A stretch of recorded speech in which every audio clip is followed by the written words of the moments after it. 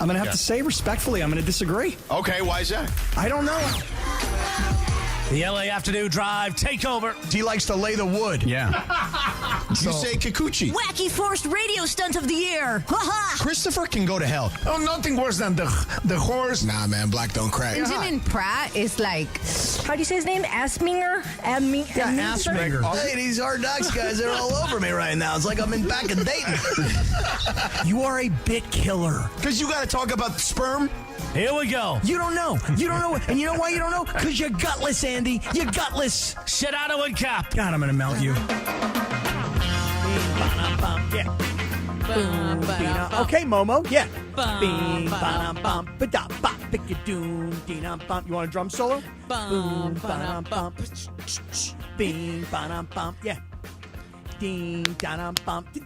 Ooh, there it is. Yeah. All right, what a day we're going to have. It is Friday. Momo is in for Sedano. Mike Trudell is going to make his way in this afternoon. Dave McMenamin will join us. Beto Duran will come in the latter part of today's broadcast. We got DeAndre ready to roll. Lindsay Golf is in the house. And we are going to have one heck of a day in front of us here on Sedano Kap. Momo, I want you to know, I have opened up your article, all 3,000 words. Wow. I don't know that I'll be able to read it during today's broadcast, but I can tell you this. I plan on digging in. All right. Well, if you really do want to read one of my articles, I would recommend others that I have written. This is like pretty in the weeds on the Denver Nuggets. I don't know that's something you need to do. Yeah, but I gotta say, can I just say one thing to you though? Is that what I'm super excited about this article, because when Michael Malone was fired by the Nuggets earlier this week, that would not normally be a story that would be on my radar. Yeah. But here's the thing. It's this late in the season. There are only a few remaining regular season games. It's the latest that a coach has ever been fired. The guy's 2 years removed from winning a championship. I mean, everything, when they fire the coach and the GM this late, like my cynical mind right away goes to, there's got to be something here. Got to be a scandal. There's got to be something. Somebody's sleeping with somebody, you know, and there's something. That's what I thought when the on. Memphis coach got fired. I was like, oh, man, somebody did something. You know, like there's some dirt here. But I think in both these cases, and maybe this is the new trend, if you feel like you're heading to the playoffs and you're about to just drive, you know, off the cliff here, like you're heading in the wrong direction and it's not going to end well, maybe fire the coach. See if you get a dead coach bounce, you know? I mean, is it dead coach bounce or dead cat bounce? I've heard this both ways. Do you know what that is? Dead coach bounce, yes. That makes sense to me. What is a dead cat bounce? A dead cat bounce. Like, you know what that is, Linz? People. I have no idea what you were talking about. Lindsay Golf, dead cats? No? Yeah, I don't know. I don't want to talk about that because it kind of makes me sad, you know? Right. But it's definitely an expression people have used. I keep seeing that. But, you know, like, I feel like there is something to be said for, like, well, the playoffs are the playoffs. You play all year to get there. If you're going in the wrong direction and the wheels are falling off, maybe just try something. Well, is that what was going on? Because Denver, when they fired Malone, they had lost 4 straight games. Yep. And there was that one game, you'd have to remind me who they were playing, but Russell Westbrook missed the layup. Oh, and then that was the Minnesota Timberwolves. And then he came back and he committed the foul that put him on the free throw line with 3 points for 3 shots. And the announcer for the Nuggets was like, Russell Westbrook just cost the Nuggets this game. And he did it on both ends of the floor with the missed layup and then the foul. That is awful. It was awful. It was awful. It really was. Honestly, like, I didn't realize it was also Russ on the last foul. I thought maybe it was one of the younger guys out there, but then I was like, oh, he just did both of those, like and he didn't even have to make the layup. They didn't even need. They were up. They didn't need to make a layup. No, he could have slowed it He down. could have just dribbled the clock out. It's like the running back when they take a knee on the 1 yard line. Don't score. Your clock is your friend. Like, don't even try to make the layup. It was an unbelievably brutal finish to that game. It was kind of like when LeBron against Chicago, when LeBron was out of position and they hit that 3, and then LeBron tried to inbound the ball kind of lazily, and they stole it and hit another shot, and then before you knew it, they hit that half-court shot. But the difference is, I mean, well, you know, LeBron and the Lakers recovered in the next 2 games. So when the difference also is Russell Westbrook didn't talk to the media that game, and then didn't do it for like three more days, and then when he did finally stand in front of people and talk, it was like I don't know, it was like all bitter and weird and didn't say anything, and it was kind of like. Like nobody in the media made you miss the shot. Nobody, you just answer the question and get it over with. Just be like, yeah, I messed up. That's so what happened? We lost so, the game. So it just makes it worse. You went up to see Denver play Sacramento to cover. Do you want me to take you under the hood? Do you want to know how these things are done? Yes, but I want you to know something. Okay. I want you to know how interested I am in this because you started with this is not normally your thing, Cap. Yeah. It's not, but I was so fascinated with why they fired this guy 2 years removed from a championship. Yeah. And also, what is Stan Kroenke's son's name, who's the one who... Josh. Josh. By the way, he played college basketball. He's a hooper. I didn't know that. Yeah. But for Josh Kroenke to come out and put out this statement like, hey, you know what? This gives us the best chance going into the postseason. I'm like, young brother, what does that mean? Yeah. Because you're firing this coach now, this gives you the best chance to win. So Pat Riley had that saying of like every coach has a shelf life, even if you're one of the best coaches of all time. Sometimes people just need a new voice. Sometimes people need to hear you. So Michael Malone's a yeller. He's like a old school, in your face kind of like I'm going to call you out when you didn't play defense or you show up to camp out of shape. I'm going to call you out and when they weren't playing defense, he would yell and try to get him going and criticize him at press conferences. Yeah, and when you're winning, people are like, "Oh, I like that guy, old school." And when you're losing, people are like, "Shut up." Right? It just kind of gets loud and like, "Stop yelling at me." And people, shut up, like that. Yeah, like that. And I think people got. Like everybody, I love the coded language at press conferences after an awkward firing. The new coach there, his name is David Edelman. Okay, his dad's Rick Edelman. Remember him? He was the head coach in the NBA. Yeah. So he was like, we just want to go for a different communication style. Like I was like, in other words, I'm not going to yell at these guys the whole time. Right. I'm not going to be that guy. Right. In other words, I'm going to do whatever they tell me to do. Yeah, and then some of the players would be like, it's all of our faults from top to bottom. You're like, okay, I know what that means, right? It's everyone's fault. We all got to be better. Let's try different that word communication style. Right? People talk about, the vibes just weren't good. Yeah. Or the vibes. Yeah. But what they really mean is. There's this, I think the two guys, why did they have to fire their GM too? That's a big question, right? And the answer I got was actually I felt like I was in a business management class. Like, what was the answer? The answer was when you have a situation where where factions have started to form, where people are taking sides, both sides have to lose. You can't pick one or the other. Because if you pick one, the people who are on the winning side are like, yeah, we won. And they might retaliate against the people on the losing side. But even worse is the people on the losing side have to look around and be like, okay, where do we do? Do we line up with these people we were just on the other side of? Or do we wait for somebody new to find a new side? Yeah. And that's just a terrible organizational dynamic. And so if you're like in a business class, and somebody presents this problem to you, usually you just fire both. You don't pick a side. You just fire both. Well, Start over. I can tell you this. This is going to sound a little maybe counterintuitive. That's actually good ownership, because I've seen bad ownership say, "Hey, the GM and the coach don't get along.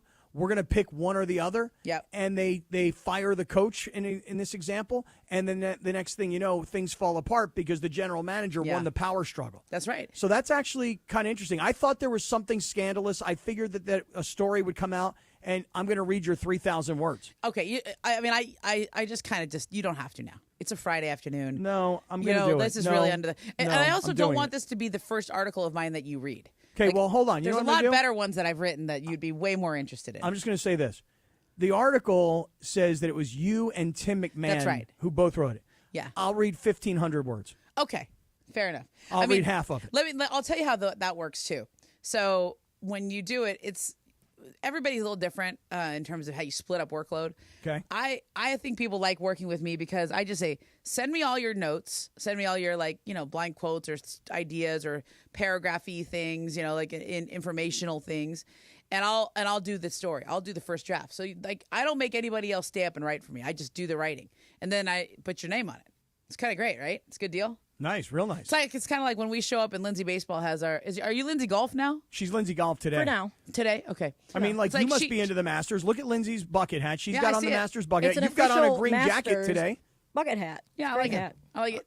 So I always look at it like, you know, I'll do the hard work of staying up all night. You know, you send me your stuff and just make sure you're around for when I send in the draft and say, yeah, that looks good, or I don't like this area or whatever. So Wow, I can't believe you can do that. Like, so he sends you all of his notes, and you actually Yeah. take that and turn it into an article for the two of you? Yeah. Wow, I'm pretty impressed by that. yeah, that's And- like my and- role. But I also would ask this.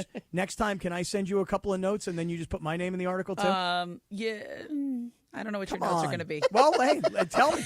At least give me an opportunity, Momo. At least give me a Okay, chance. I'll let you send them, but right. I make no promises about Okay. how I'm going to use them. All right. All right. Momo is in the house. We got a great show coming up today. Before we get going, I want to just remind everybody tonight, you know, with the Lakers playing their last home regular season game and Houston coming to town, Houston has decided they're pretty much sitting everybody. We'll get into that coming up. But the reason I even mention it is because here's what I decided to do tonight for Prize Picks.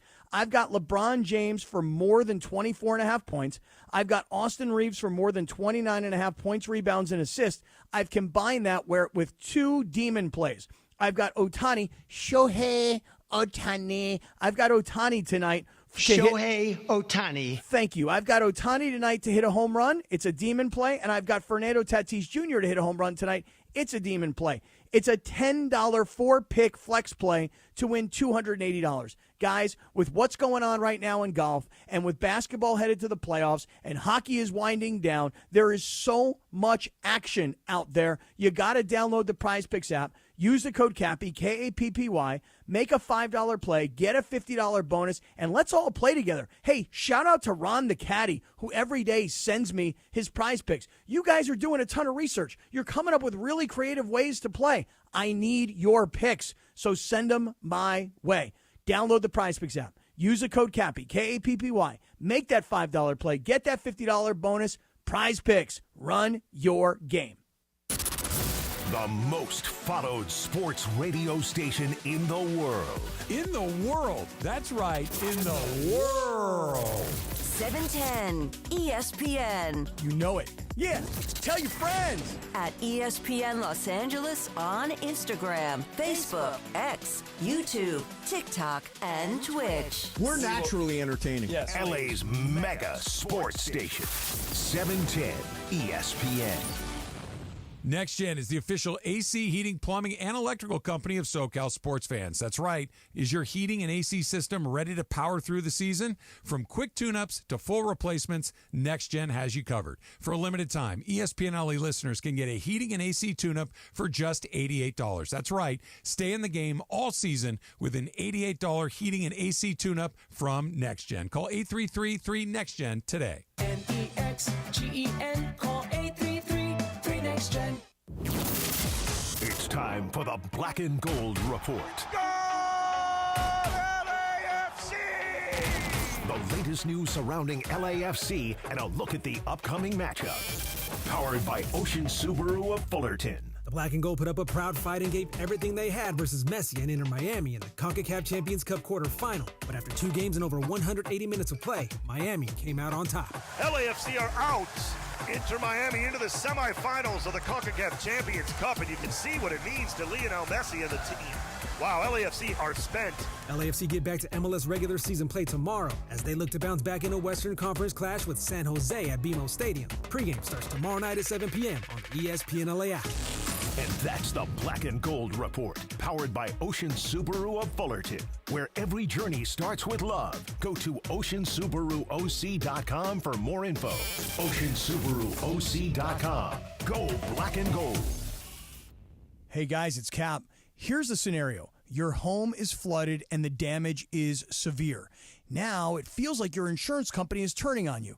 They won't approve a replacement living arrangement and the adjuster leaves you in the lurch. Take a breath and call Avner Gatt, one of Southern California's largest public adjuster firms. Avner Gatt knows how to fight back when your insurance company makes you feel like a criminal, leaving you with no hope of getting into your home and getting it all back together. With decades of experience and a passion for helping people, Avner and his family take the call themselves. So whether you have a toilet overflow, a broken water line, a burst supply line, a broken fire sprinkler, whatever the water damage is, you call Avner Gat today at 818-917-5256, or you go to avnergat.com. It's 818-917-5256 or avnergat.com. You call, Avner answers, he says hello. Your claim is our game. avnergat.com.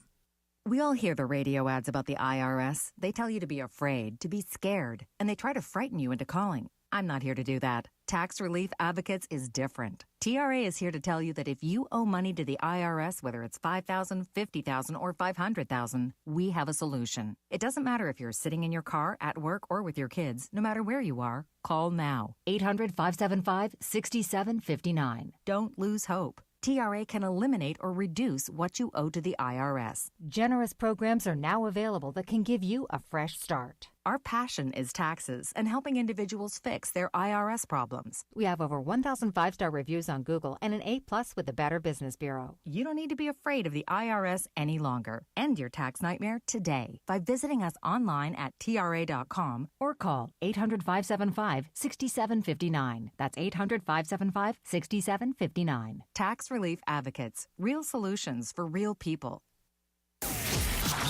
This is Sedano and Kap on 710.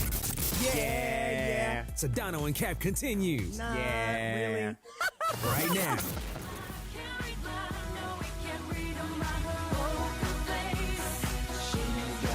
Yeah, it's Sedano and Kap on Friday afternoon. Momo is in for Sedano. And I don't even think Sedano's coming back to us on Monday. He's been enjoying spring break with La Familia in Cabo. And on Monday, though, we're all taking the road trip. Everybody's going to South so that we can enjoy SeaWorld. You're missing out, Momo. I heard about this on the drive-in. Momo, you want to go to SeaWorld on Monday? In another lifetime or another world, yes. Yeah. I mean, it actually does sound fun. I could bring my kids because they're on spring break. Yeah. But have you heard me when I'm on the phone and I'm at home and my kids are there? There's no respect for the process. Yeah, you're right. There's no I'm on the phone with an NBA general manager and Daniel's just mommy over and over, and I'm like, just give me a minute. And we try to lock the door and they shake the door and she's like, oh my God. So I don't know that you'd want them near a live radio broadcast. I understand. Well, I mean, there's plenty of stimulation around Yeah. SeaWorld for them. Yeah, but they can't go by themselves. I understand. They're like two. Hey, we're bringing the whole show, man. Sedano and Kap from 3 to 6. We're broadcasting live from SeaWorld San Diego. You can follow our socials and tune in for a chance to win a family 4-pack. It is going to be fun. Yeah. You can win a family 4-pack and a night at the family-friendly Paradise Point Resort and Spa. It's only a couple of minutes away from SeaWorld. SeaWorld San Diego, open your world to something amazing. We will be broadcasting from SeaWorld on Monday. So Momo's in. And now Michael Trudell is in the house. Yeah. Hi, Cappy. Hi, Mike. Mike, did I see the boys? I want to make sure I understand. It's the boys. Mm-hmm. We're at the Kings game last night. Well, so 2 of the 3 boys, and then our friend Bruce was with us. And I was saying, I think I suggested this on Instagram. If the Kings want to bring me in for a playoff game, I'm now 1-0 in the season, and they won 6-1. Okay. So I felt like that I had something to do with that. Yes, just you bringing did. good vibes into the arena. Mike, I would love for you to tell me and Momo and everybody who's tuning in today, and we'll talk to Dave McMenamin about it as well at the top of the hour, but just give us a little bit, Momo, back to the vibes. Yeah. Give us the vibes of what happened down in Dallas with Luca, the return, the crowd, the T-shirts, the Fire Nico chant. I mean, just Mark Cuban sitting there with his hands in his face like, I can't believe this. Give us the vibes of what was going on the other night. Well, it was a remarkable game. I mean, the only thing that I can compare it to from a kind of a unique NBA event was Kobe's final game. Of course, that nothing will ever match that. Yeah. In terms of just the kind of mutual appreciation between Kobe and the fans in LA in 20 years and the dominance and then 60 like that. To me, that'll be probably the greatest sporting event that I ever go to. This just in terms of how much it meant to the Mavs fans and to Luca fans. So that was there. But of course, the massive twist is that he's there not in a Dallas jersey at the end of his career, but that he's now playing for the purple and gold. And He scores 45 points on an efficient shooting night. He's getting to the rim for the first time consistently in a while. His Laker teammates are rallying around him to the effect that I think it's a super galvanizing event for this team moving forward. And Cappy, that's I guess what I take out of it now is that like the Lakers got off that team flight having gotten back from handily beating OKC, nearly beating them before Luka got tossed, and we've all been over that before. I thought Ireland summed it up well in his call. You can go to the ESPN Los Angeles website. Yeah, that was ridiculous. Just ridiculous. And then I don't care. To play like they did in Dallas on a back-to-back, and now coming home where they just need to beat Houston, who's resting a bunch of guys to secure the 3 seed. The vibes on the team could not be better, Cappy, but it was certainly a unique experience in Dallas. Okay, so I had a take when I saw him in Dallas, and it's something that I've had just watching him ever since he got to L.A. He reminded me a bit of Freddie Freeman when he first got to the Dodgers. Remember when he left the Braves? Yeah, remember how upset Freddie was? He was crying all the time. Yeah, it was really hard for him because I think he really connected to the city, the franchise organization. I don't think he wanted to leave. I think they just kind of moved on with the younger guy with Matt Olson, and they made him an offer, but it wasn't anywhere. It was an offer they knew he would have to turn down, right? And he seemed sad for a long time when he first got to L.A. And after, remember, there was a scene of him like crying on the field or something when he played them. Yeah. And I felt like after that, Freddie finally put it to bed. Like, well, Clayton Kershaw, if you recall the story, Momo, Clayton Kershaw kind of went to him and said, hey, bro, you got to get over this. You're a Dodger now, you know? Yeah. And I think people underestimate, like I've felt, and Mike, you're with him every day, much closer than I am, but I have felt that he is not over it. He's still processing. He's still kind of getting through it. And I hope this helps him.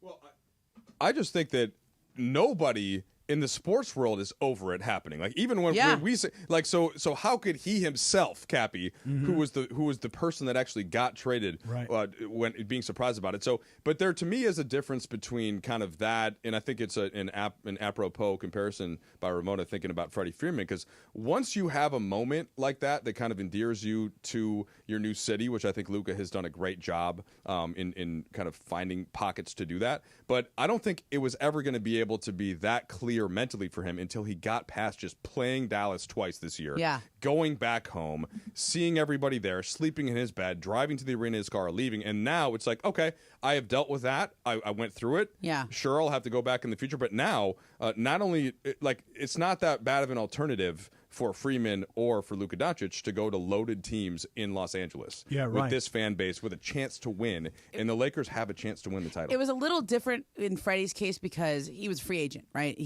He chose to come to the Dodgers and leave the Braves, even though I think they somewhat forced his hand in the way they treated it. But Luca didn't choose this. Like, he didn't choose the Lakers. Like, once if and when he signs an extension with them, they'll deal with it. But then he'll have been choosing them. But I feel like he has not felt like this whole person yet. He's still kind of, his heart's been split or maybe just broken.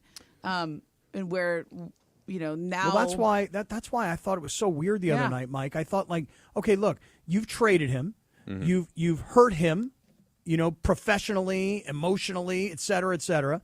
You've hurt him, and then on the way out, you attempted to win a PR war by telling the fan base the reason you traded him is because he's fat, he smokes too much, he drinks too much, and he's not a good guy. Now get out. That is awful. And so they really disparaged him on the way out the door, and yet when they brought him home, when the schedule brought him back, they celebrated him. And I mean, you talk about like this wave of emotion. Like, wait, you didn't want me, you insulted me, and now you're kissing my ass when I'm back. The distinction that I would draw, and from having been in Dallas and just kind of listened to a lot of podcasts from people that have been there for a while, a Mark Steiner, a Tim McMahon. So Dallas, 99.9% of Dallas absolutely loves and adores Luca, and you felt that being there. Yeah. So Nico Harrison made the decision with the approval of ownership clearly to make the trade. But I don't think that means the Mavericks fans and in sort of, I guess, certain parts of the organization didn't have all of that love and appreciation for him, which, again, we saw. So I get that it's hard to kind of separate that, and I'm not trying to say what Luca would or not, but like from a thanking him, I thought the organization did need to do what they did. Also, look, the Lakers did the same thing with Anthony Davis. They that traded extent? Anthony Davis, and when he came back, he was a member of the Mavericks.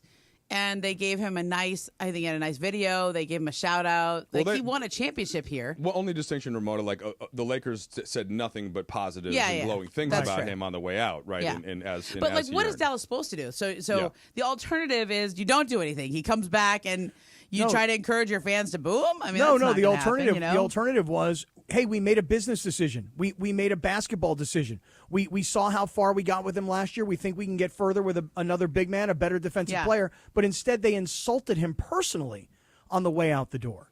And that was the part that really upset me the other night. I was so happy that the kid went out there after all that emotion and then put up that kind of performance. Yeah. And Mike, by all accounts, you're around him. You know, you talked about how much AD's a good guy. Mm-hmm. You know, it seems like Luca. Tell me if this is accurate or not. Did he actually not come back to L.A. with the team because he had some kind of kids charitable basketball event to do in Dallas? He was on. He had a promotional event. It was like Dick's Sporting Goods. He was working the registers, and it was a previously scheduled thing, right? It wasn't a newly scheduled. That I'm not sure. I just get on the bus, get on the plane, and then get off. I saw all the photos of it. He stayed a whole They don't other clear day. this with you? No, that doesn't clear with me. Yeah, there's video and photos of him working at a Dick's Sporting Goods with kids yesterday. Yeah, and it was like that really would cool. make anytime something like that might happen, right? Of course, I'm sure that's all with team approval, and I'm sure they were well aware. And also of it, think about this, like. You get traded in the middle of the season. I think he just closed on his dream house in Dallas. Yeah. So you got a lot of business to take care of. You got to either sell the house or rent the house, move your stuff. As from what I understood, he was like in a hotel in LA for a long time. He might still be there. Yeah, I mean, I guess so. Cappy, my takeaway from all of it though now is that he not only was he able to close that chapter like for this year, but to rejoin his teammates. But like, look at the pathway now that the Lakers have, and look at he is playing his best basketball since he joined. The Lakers are healthy, right? Knock on wood. They just have to win tonight to lock in the 3 seed, and we'll see who they play. It could be any one of 5 teams still. Unbelievable. Well, let's get to that tonight. But like let's get to that next. That's all pretty good news for the Lakers and for Luca, who can now just focus on playing with the Lakers. All right, let's do that. Let's do that next. Let's take a look at what happens if the Lakers win tonight. Presumably they will because Houston's resting all their guys. What that means for playoff positioning and who they might face. Ramona's in for Sedano. Mike Trudell is in like he always is before Laker home games, and this is the last Laker regular season home game of the season. What's going to happen with the playoffs? We'll try and figure it all out next. ESPN LA is hitting the road. Tune in Monday, April 14th to Sedano Kap as we broadcast live from SeaWorld San Diego. We'll explore the nation's largest standalone jellyfish exhibit, the all-new Jewels of the Sea, featuring awe-inspiring jellyfish, and set sail on a flavor adventure at the Seven Seas Food Festival. Don't miss the action, the fun, and maybe even a few surprises. Monday, April 14th, 3 to 6 p.m.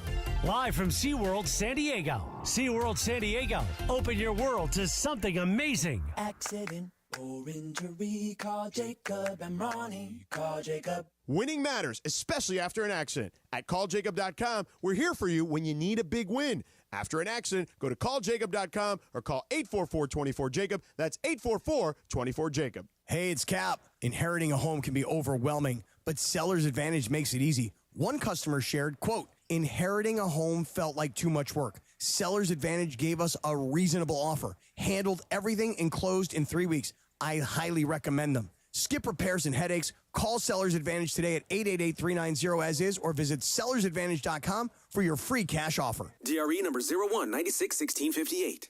Don't worry, sell happy with Seller's Advantage. Switching to Progressive is a game-winning call. And that reminds us of other game-winning calls in the history of sports.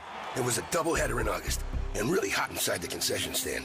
So instead of waiting for people to come to me, I figured I'd walk around yelling, "Hot dogs here!"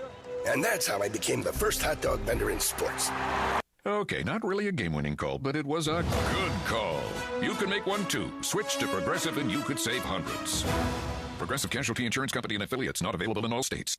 Evan Cohen here. When the draft clock is ticking, you've got to pick the best talent, regardless of position, to fit your team's needs. Well, if you're hiring for your business, you want to find the best talent for any of your roles. That's why you need ZipRecruiter. ZipRecruiter's powerful technology hustles to find qualified candidates for your job immediately. And if you see a standout candidate, ZipRecruiter lets you personally invite them to apply. Try ZipRecruiter for free at ZipRecruiter.com/USL. That's ZipRecruiter.com/USL. Sedano and Kap for your afternoon drive. Take a look at me. I feel like your fat is less visceral. Oh, really? The LA Afternoon Takeover rolls on right now. Yeah. It's Friday afternoon on Sedano and Kap. Lakers and Rockets tonight. Last regular season home game. And Mike Trudell will be on the television broadcast tonight on Spectrum. MoMo is in the house. Ramona Shelburne is here. Beto's stopping by later on. Dave McMenamin will be by. Lindsay Baseball, a.k.a. Lindsay Golf, is in the house. What you working on, Momo? Yeah, Momo got something going on her phone. This is right like now. a George Sedano right yeah. here. She's the only difference is she actually took her headphones off. She's focused. She's Hey there, concentrating. I'm George Sedano. Hello there, Georgie. We miss you, George. We do indeed. But we love you too, Momo. We do. Oh, she is like fully like on the phone. She's locked in. She is locked in. I mean, she's so locked in right now that I don't even think Mike Trudell can turn on his microphone. Well, he went out to get a drink of water. This is actually fascinating. I hope everybody's watching this right now This on is YouTube. what we deal with, DeAndre and I, as the producers of this show. This is like a day in the life here, you know? This is fascinating. What happened was, Cappy, I was in the hallway basically debating scenarios with Ireland about where we're going to be next week. Okay. So the tiebreakers, who's playing whom, all that. So I got caught with Johnny I speculating about where the Lakers will be. But the funny part of it is, as you were outside arguing with John, Momo took a call, and we've come back. We're watching her on the YouTube. Yeah. And she's she takes her headphones off. She's on speakerphone. I thought you were sitting across from her, but you couldn't turn your mic on because she's on the phone with somebody. And look, and if we're complaining about things, my complaint is nobody told me that I was like, I'm going in. This is an exciting game day routine, right? I go to the radio station. I was looking forward to seeing your face. So you have a complaint? Well, I was looking forward to seeing Cappy's face, and he didn't even bother to come in. Nobody comes in on Friday. No, here's why. I didn't know that. That's a ghost Friday. town That's here. like a thing. Sedano wasn't either. I wanted to touch him, right? Yeah. I wanted to maybe have a hug. Yes. You know Bring what I mean? it in. Yeah. Exactly. I wanted, maybe a homie hug, maybe the other. Maybe we go with like the one hand first, and then the bring and it then around. You bring the it back. around. Yep. Oh, Double tap. And then Double you could tap do on the back. West Side thing with Cap. That's his new thing. Yeah, but the only difference is that when I do the West Side thing, my pinky finger cramps. So I have to actually twist my index, my ring finger and my middle finger. I have to twist them together. Then I have to yank my pinky and my index, and then I have to hold it out. And it's uncomfortable. That happens to me sometimes too. So I long ago in 2006. I was an intern in NFL Europe. Remember, Cappy, we were talking about this? I was there. And the quarterback was Cliff Kingsbury. Right now he's with the Commanders. Right. And so I'm playing catch with him. And I just playing normal catch, and he just throws what to him was a normal pass. Right. And I try to catch it, and it hits my left pinky and just snaps it back. So I have the same thing. If I throw up the dub like that, I have to snap my left pinky finger back into place. And so I wonder, was your pinky also a victim of an NFL quarterback? No, it's just a cramping old middle-aged guy thing. Okay. And O'Shea Jackson Jr., this is the kind of week I've had this week, Mike. O'Shea, myself, Lindsay Baseball, then on Monday she was Lindsay Wrestling, Christopher Arthur Morales. We were all at Hollywood Park Casino on Monday for a WWE Raw's War, and then we were giving away WrestleMania tickets, and that was Monday. Then Tuesday, we were off because of the game that was happening against Oklahoma City. Right. Then Wednesday, we were off because of the game that was happening against Dallas. don't care. Yesterday, we tried to put this whole thing back together, and here we are on a Friday. It's been that kind of a week. Momo, is everything okay, Momo? Yeah. I'm just doing the other job. It's NBA news and notes kind of call. Oh, okay. Shohei Ohtani. Hey, Mike, are you still really upset, like Mike? Mike, when you didn't see Shohei Ohtani. Shohei Ohtani. When you didn't see him hit that game-winning walk-off home run, and now we just pulled that drop from the White House. I am still upset about missing the walk-off. Yes. Shohei Ohtani. It's just the best. I I'm love still it. in. You got another like. You have another. No, don't play any other things except for that for a minute. Shohei Ohtani. When I heard this, I was like, "Oh my god, I'm gonna laugh my ass off, and So I'll use it forever." Momo, do you have Cappy pulled up on YouTube so he can show you his impression? Oh, it's really good. I don't, Yeah. but I'll get. Let me find it. Yeah, when you let me know. You know, listen, Cappy. You know how this office is. There's 3 computers in front of me. Yeah, none of them work. And I don't know which one the mouse goes to. This one goes to the drop page. Nobody I think I can knows. play that. But how do I make that one work? It's just a screen. Shohei Cappy, Ohtani. that one's a call screen. It's the other. I'm like, I don't I'll know set it how up that during the works. break. Okay. You don't need to use Cappy, it. here's the point, okay? Tell me, Michael. We both apologize for ruining the start of this segment. I'm sure you had something brilliant planned. What were you trying to get to? Well, what I was trying to get to was the argument that you were having with Johnny I in the hallway. Oh, yeah. Because So- Mike, you're the best person to do this for us, okay? Explain if the Lakers win tonight. Let's presume for a moment that they will. Yeah. They will lock in the 3 seed. That's right. By the way, I don't care. can we just pause on that for 1 second? I guess. Whatever you want. No, I don't mean that, Lindsay. I just mean like pause on the 3 seed for 1 second. You want a moment of appreciation what? for the 3 seed? Yeah, I'm going to call a 20-second. I'm calling a 20-second timeout right here. Take a full. Come on, Cap. Don't do that to me. I'm going to do it to you, Perk. I mean, guys, we've been talking about scratching and clawing and playing in for like the last 3 years, essentially. Yeah. You know, like you think about the moves that were made this year. Luca's the obvious one, but I go back to Dorian Finney-Smith. I mean, that one was the under the radar. And now here the Lakers are, and they're locking in the 3 seed with a win tonight. I think you got to pause on that for a second.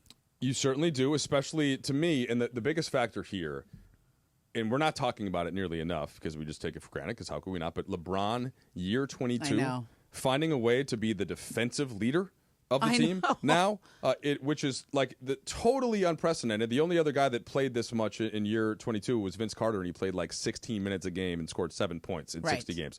LeBron is going to be All-NBA second team at worst. I think there's a case for him to be the 5th guy in the All-NBA first team. He'll probably end up second team. By the way, I don't have my ballot yet. They haven't sent them yet. Yeah, right. They don't send him to the end of the season. So like the fact that he's been able to do that, then they make this big trade. They've had injuries all year. First year head coach, like all of that, Cappy. I think it's very prudent for you to pause and appreciate the 3 seed in a loaded conference like this, where they're going to win 50 games. You're going to make me be this girl. What was that sigh? What was the sigh? That was a Sedano sigh. It was a Sedano sigh. I'm on Momo Sedano and sigh. Cap, so Yeah. I'm gonna do the sigh. Mike, you've been around the Lakers, right? Like the Lakers, they don't hang conference championship banners. They don't hang you don't get your jersey up I don't there. think Cappy's suggesting that. But I'm just saying, I know what you're saying, Cappy, about Going from playing to the 3 seed is pretty impressive. But this is the Lakers. Like they don't get excited about finishing 3rd in the West. No, so these are 2 different conversations. The excitement portion of it, I think, and Cappy, I'm going to speak for you here. Okay, please do. This is what you were getting at. Yeah, you have power of attorney. The excitement of it is, it's not about, hey, yay, the Lakers are going to be the 3 seed if they win tonight. It's that they get a week off. Yeah, that's good. They have home court for round 1, potentially. We'll see what happens in the other matchup in round 2. And they thus vastly increase their chances of actually winning the title relative to the last few years, where they had to scratch and claw, play LeBron big minutes throughout March and April just to get into the play-in, then scratch and claw in the play-in just to get to round 1 against the 2 seed. So that's the difference. They have put them, because of this regular season, they have put themselves in a much better chance to actually win the title. I agree. Well said. However, well said. I'm glad I said all that. And you have been here because Mike has been here for a long time. I almost called you like Michael Trudell because I've been calling you writing. Yeah, but I've been writing about Michael Malone, so it made me do it. Yeah, I don't correct people. You're good either way with me. But you've covered the Lakers when Phil Jackson was here and Kobe was here and all. There's a when you walk around with the championship swagger, yes, it doesn't matter if you finish 3rd or 4th or 7th. As long as you're in the playoffs, you got a chance. You got LeBron and Luca, etc. But I also think that they've played so well this year. I think they have to have higher expectations, not just about the regular season, but about everything. I think they do. I really do, too. because I think Mike said it. He goes, the win in Dallas, you used a great word, Mike, was a galvanizing victory and one that might propel them into a championship run. We'll pick it up from there. Mike Trudell's in the house. MoMo's in the house. Dave McMenamin's coming up. Lindsay's got what we need to know. That is next. This is Sedano and Kap. What's on tap today on 710 ESPN? The Lakers look to clinch the 3rd seed versus the Rockets. Coverage begins at 6 o'clock, tip-off at 7:30. Hear it for your afternoon drive on 710 AM or in crystal clear digital audio on the all-new ESPN LA app. Michelob Ultra, a refreshing and balanced flavor with only 2.6 carbs and 95 calories. Michelob Ultra, it's only worth it if you enjoy it, and please enjoy responsibly. At Children's Hospital Los Angeles, we're a nationally recognized leader in pediatric care, honored by U.S. News & World Report as one of the best in the country. Here, we achieve amazing breakthroughs that change lives. From groundbreaking cancer therapies that offer new hope to young patients, to advanced heart procedures that save lives, we partner with families to conquer challenges and achieve extraordinary outcomes. Choose the best care for your child at chla.org. Hey, it's Mace. Want a new game to get excited about? Check out Chumba Casino, your favorite online social casino. It's free to play, no strings attached. Enjoy social casino games like bingo, slingo, and slots and more with new releases every week, whether you're at home or on the go. Play for your chance to redeem some serious prizes. Get started today at ChumbaCasino.com. Available only to players in the U.S., excluding Delaware, Washington, Michigan, Montana, Connecticut, and Nevada, and Canada, excluding Quebec. No purchase necessary. VGW Group. Void where prohibited by law. 21 plus. Terms and conditions apply.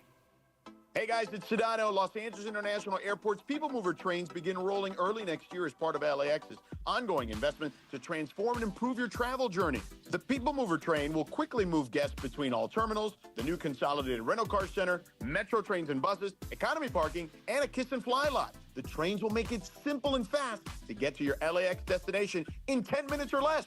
And trains depart every 2 minutes, beginning in early 2026. Learn more on this website, lawa.org/ESPN. NextGen is the official AC, heating, plumbing, and electrical company of SoCal sports fans. That's right. NextGen is the absolute best in the biz with thousands of 5-star reviews to prove it. Clogged drain? No problem. Call NextGen today to book your $88 drain cleaning. That's right. For just $88, you'll receive a professional drain cleaning to keep your home flowing smoothly all season long. Call 833-3-NEXTGen. That's 833-3-NEXGEN for your $88 drain cleaning. NEXGEN. Call 833-3-NEXTGen. Hi, this is Sean McVay of your LA Rams. The Rams play here. KSPN, Los Angeles. 710 ESPN. A good karma brands radio station. 710 ESPN. Sedano and Kap for your afternoon right now on 710 ESPN. It's time for what you need to know. Let's do it. What you need to know right now. What you need to know is being brought to you by Morongo Casino Resort and Spa. Good times. Listen, 90 minutes from wherever you are. Shout out Billy Mack. Here's Lindsay Golf. She's got what we all need to know. Well, Cappy, what you need to know is tomorrow, LAFC will be battling the San Jose Earthquakes at BMO. And the first 15,000 fans in attendance will receive a commemorative First Responders pin presented by Kaiser Permanente. You can get tickets at LAFC.com and hear all the action tomorrow night starting at 7 on the all-new ESPN LA app. Your home for the black and gold. And that's what we all needed to know, huh? That's what you need to know, Cappy. That's what we need. What's goody, what's goody? What's goody, what's goody? I enjoy Lindsay Golf doing the Mario. Thank you. I like the fact that today is the Masters, the second round. Lindsay's got on her Masters bucket hat. Momo's got on her green jacket, even though it's a green that's blouse. where it is, yeah. You know? Yeah, okay. Hello, friends. Yeah. Mike Trudell's in the house. Am I to understand that Beto is also with us today? What's up, Cappy, little guy? Beto, shut up. Nah. I got money for you. I ain't shutting up. No, wait, you got money for me? I think so, Cappy. Your pool's in a good spot. Tell me about our Masters pool. I'm trying to update it right now. Okay. Looking at it. You are... Oh, no, you're just falling apart. Oh, damn. Oh, whoa, you were in third not too long ago. Now you're in 11th. Who did I have that was in third that was doing well for me? I don't know. Scotty Scheffler. You had him earlier. And Rory. You have Rory, too, don't you? I do have Rory, yeah. Yeah, he's doing pretty good today. No, you do not have Rory. I did. I don't have Rory anymore? No, yeah, Scotty Scheffler, Jason Day, Yeah. Michael Kim, and Jordan Spieth. Oh. But why would you pick Jordan Spieth? That's a terrible pick. Well, you got to pick him in that pool. Yeah. But you know who's doing well? Tell me. Is Team BCO. Brian Cohen's tied for third. Really? What happened to Mashansky? Did he finish last yesterday? Hello, friends. So, Ramona, I run a pool, right? Just for fun, everybody. Okay. Yeah, right. There's a bunch of money involved. Anyways. That's Gotta fun. send it to MoMo next year. Yeah, I wasn't invited. It's okay. I never get invited. It's okay. You weren't going to do it anyways. I would. I donate money to a lot of pools. I donate to our March Madness pool. I used to be good at those things, and I've lost my feel. I've lost the vibes. The way I do it is through this one website has it, and they have 6 different tiers. Yeah. You pick one. You don't have to know anything about anything. As Brian Cohen said, I don't know who I picked, but he's in third. And I also give money each round. So winner daily payouts, and I also give money for credits. You get credits. I'm giving money. Beto Vision the Beto Vision Foundation scholarship is there for the kids, baby. Yeah, for the kids. For the kids. So last place, you get credits. Yeah, like Chuck E. Cheese tokens. I like that. Yeah. So if your team sucks, love you're like, Chuck E. Cheese. So yesterday, Mason was the worst. And Bergman was second to last. Bergman was in here yelling, Mr. Putt, Mr. Putt. Instead of rooting for guys, he's rooting against them. Right. He was tanking. I do that sometimes. I rooted against Phil Mickelson today. When he hit that one shot, I was like, get in the water, get in the water. And the ball came spinning back and went into the water. I was like, yes. Let's just say our resident golfer, who everybody would say, hey, Ireland, man, that's the golf guy. That's the golf guy. Yeah. Ireland is at the end. Oh, dead last? He is second to last. He definitely plays way more golf than watches it. Right. 100%. So Irish Luck, Cates, and Venice Mace are all tied for second to last. Wow. Well, Cates is out. Cates is busy making everybody money. Yes, you he know? is. Right, he Out there, is. Can't expect him to do everything. For now, these guys are just saying, forget trying to win the first place. Let's tank and go all the way down. Cappy, would you say on the year, gambling wise, are you up? Are you down? Are you way up or way down? Without the horses. Without the horses. Okay, so I put $100 into my Prize Picks account 2 Come years on, ago. Cappy. Mike, I've never put more money in. Ah, that's good. Wow. I And win, have you ever I pulled any out? lose. Never. No, I've never taken any money out. So I'm still playing off that my sounds fun. original Good. $100 2 years later. He's down to $2. Okay. So let me get Free this. play, protection play. Yeah, just let me get this straight. So you're basically just like going on and making picks that has nothing to do with money because you've never made nor lost any money. That's right. But just so that much doesn't fun. seem like gambling. That just seems like fantasy It's land. about having the just action, baby. Put Having it the action. put it this way, Mike. Let's say you go to a casino, right? You sit down at a blackjack table. You're up $500. Next thing you know, you're down $500. And when you ultimately walk away, you're even. Well, right? hold on. There's one key difference here. What's that? Free drinks. Yeah, okay, true. that's fair. Are you getting free drinks out of this gambling? We're getting the rush. Trudell. Right. The That's dr- right. Let me It's tell the you about adrenaline rush. my Korean baseball action last night. Yeah, tell us. Oh, my God. I've been crushing KBO. Oh, Really? wow. Yeah. I've been betting or going against Yasiel Puig because he's trash right now. Well, Is he? and this is actually. Are you actually watching the games? No. Just following. What I do is I put in a play for like $5 before I go to bed, and I wake up in the morning, see if I got some kind of action going on. So the last 3 days, I've been doing well. So Puig, in baseball, Cappy, use my code Beto, BETO, you go hits, runs, or RBI. Okay. Puig is off to a terrible start, so I've been going against Puig. But yesterday, I did my research on Moon Young Bin. Oh, this has been on fire. So I had Puig and Moon Young Bin. And, we did well in the KBO. Moon Young is a great player. Oh, he's him a too. great ball player. But That he's guy. no- Shohei Ohtani. He is not Ohtani. He is not. Hey, Mike. was Mike, perfect. over the course of 2 years, Mike, I joined Prize Picks in September of 2023. I've won 80 times, a grand total of $4,000, and I currently have $180 in my account. Attaboy, because you give So- it back, Great. back and forth, back and Right, forth. back and forth. It's just the fun of it all. It's never gambling. fun for me. It's like how long can I sit at the table before I have to pull out more money? Yeah. Oh, wow. And then how long can I sit at the table before I have to go to the ATM again? No. See, the Vegas is a different world. See, so the Price Picks for me, Trudell, it's just fun. Like put $5 in, out, I get it. cool, I get no it. problem. I get it. Right, like the Masters, all that good stuff. Now the other sites, well, that's a different story. That's Yeah. where you're going. Yeah. Well, that's why tonight, and Mike, you want to cover your ears real quick, Beto. Yes. Earmuffs. Lakers tonight -9.5 against Houston, and everybody for Houston is out. sitting. Yeah. So, do the Lakers kind of take it easy, take their foot off the gas, or do the Lakers just blast them? And even if they do blast them, might they take their foot off the gas in the fourth quarter, and then Houston makes the score look respectable when, I need the Lakers to blow these guys out and win by more than Well, 9.5. Jalen Green's going to play. Some minutes, right, to keep the Yeah, streak going. he's got 184 games in a Maybe row. like 10, 15 minutes. Yeah. Yeah. Cappy, that's a number I do not like, and I ran away from it. I'm not touching it because I don't want to come down to Christian Coloco against who give me some of the Rockets right now. Well, no, so the Rockets still have good players. Bench, That's the thing. They're deep. So Cam Whitmore, Tari Eason, Jock those are good Landale. players. And those guys are going to play hard. So Reed Shepard may have been the rookie of the year if he played for like the Wizards or something, but still he can't playing? get on the court. Yeah. Steven Adams. So Adams, but he didn't. Fourth quarter. He didn't Yeah, play that's a good call. And 'cause they're resting Reed him. Shepard's going to play a lot of minutes. Yeah, like Landale's a credible center. Yeah. Like Jock so, Landale. and they all play hard, and these guys they could not be more excited. They Yeah. get to come play against Luca and LeBron Yeah. in Los Angeles, so they're going to play hard. I don't necessarily Cappy, see it's a not a gimme blowout. game, man. No, coming, and what was it the game the Lakers played? Maybe it was against the Celtics where LeBron and Luka didn't play, but it was Dalton Connect and Austin Reeves who both scored over 30. Was it against the Celtics? Well, so the Pacers at home was a game where nobody played, and Austin Reeves had 45, 7, and 7. No, but what was the game where Dalton Connect had 31 and Reeves had 32, but there was no LeBron, no Luka, and Bucks? was it Milwaukee. it may have been Milwaukee? At Milwaukee. Yes. Yeah. And so that your point is though is that when everybody assumes, hey, Yes. those guys aren't playing, therefore was they're going to get Dallas. blown out. Those guys went out and played hard. It was Dallas, by the way. I remember it. No, It couldn't have that been was Dallas. at Milwaukee. Yeah, they sat those guys. Now, because Dallas, you're talking about the game here in February?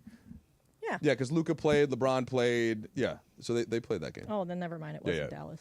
Yeah, it could have been. Regardless, though, you're going to get somebody play hard. The point I meant remains. Denver. I meant Denver. That's what I meant. Denver. Oh, the game at Denver. Yes, is that's another what it one. was. Yes. When With no one Dalton- played? Yeah, and Yeah. Dalton Connect and Austin Reed. Yeah. That was a great game. That was Yeah. like one of my favorite games of the year to watch. Bronny had some points. Yeah. That Yeah, actually Bronny is the played well. game. You're right, Lindsay, because I think what happened was it that game where We all assumed it was a loss, and well, then none of those guys played. they and probably they should have almost won, actually. Yeah. They The went Denver up, game, you're and right. then Denver closed the game on Yeah. an 8-0 run. Yeah. Good job, Linz. Yeah. Hey, Lindsay, baseball, But you were nice right, too, job. Hey, Beto. Lindsay, basketball to you, Cappy. You got that right, girl. Yeah. Rob Linka W. Dude, yesterday, these sound bites The were thing, just throwing me off. the thing We're that at it matters again. though, and the thing that the Lakers are very aware of, and I think this is where you give JJ Redick some credit. He is going to prep them on exactly what Houston does with the players that are there. And that just eliminates part of that worry that you would have for showing up flat against a team that isn't playing guys. I think this coaching staff is really on top of stuff like that. So I don't expect the Lakers to come in and take Houston too lightly or anything like that. I think they'll come in with the mission of taking care of business, and then we'll see what happens in Portland. I just don't think the Lakers want to have to be in the spot Right. where they They have have to go to win. to Portland Yeah. against a Blazers team Yeah. that, yes, they're still kind of looking at the loss column, but they've got guys that play hard. They've Right. got Denny Avdia. They've got Tamani Kamara. Like, you don't want to have to win that game. So take That's care right. of business tonight. If the Lakers win tonight, check me on this, Mike, Mm-hmm. Ramona. They lock the 3, correct? Yes, locked, period. Okay, so that's why tonight They you gotta got to win figure. one of the next The two whole games. time they were Right. like, we got 4 games to win 2. Right, that's why you got to win this game tonight. It's your last regular season game at home. Yeah. You win this game tonight. You can rest guys should you want to because you're not going to affect your standing on Sunday. So just knock it out, get it over with tonight. Lock it up. And lock You it up. lock it That's up. exactly right. All right, hey, listen, Dave McMenamin will join us coming up in just a matter of moments. We'll add to this. I mean, you talk about a bunch of basketball brains around here. You got MoMo and Trudell, and here comes McMenamin, and then throw in me and Beto. I mean, you got a lot of basketball brains going on here right Wait, now. Are you a basketball brain now? I mean, That's well, right. I He's an just read. insider. I've read 1,000 of your 3,000 words so Oh, wow. far. Okay. So I'm getting there, Momo. You're I'm almost there. I think you're 500 more and you're good. Cappy Yeah. is the outsider's insider. That's exactly right, Michael. You Yeah. tell him. That is awful. Dave McMenamin jumps into the show next. This is Sedano and Kap on 710 ESPN.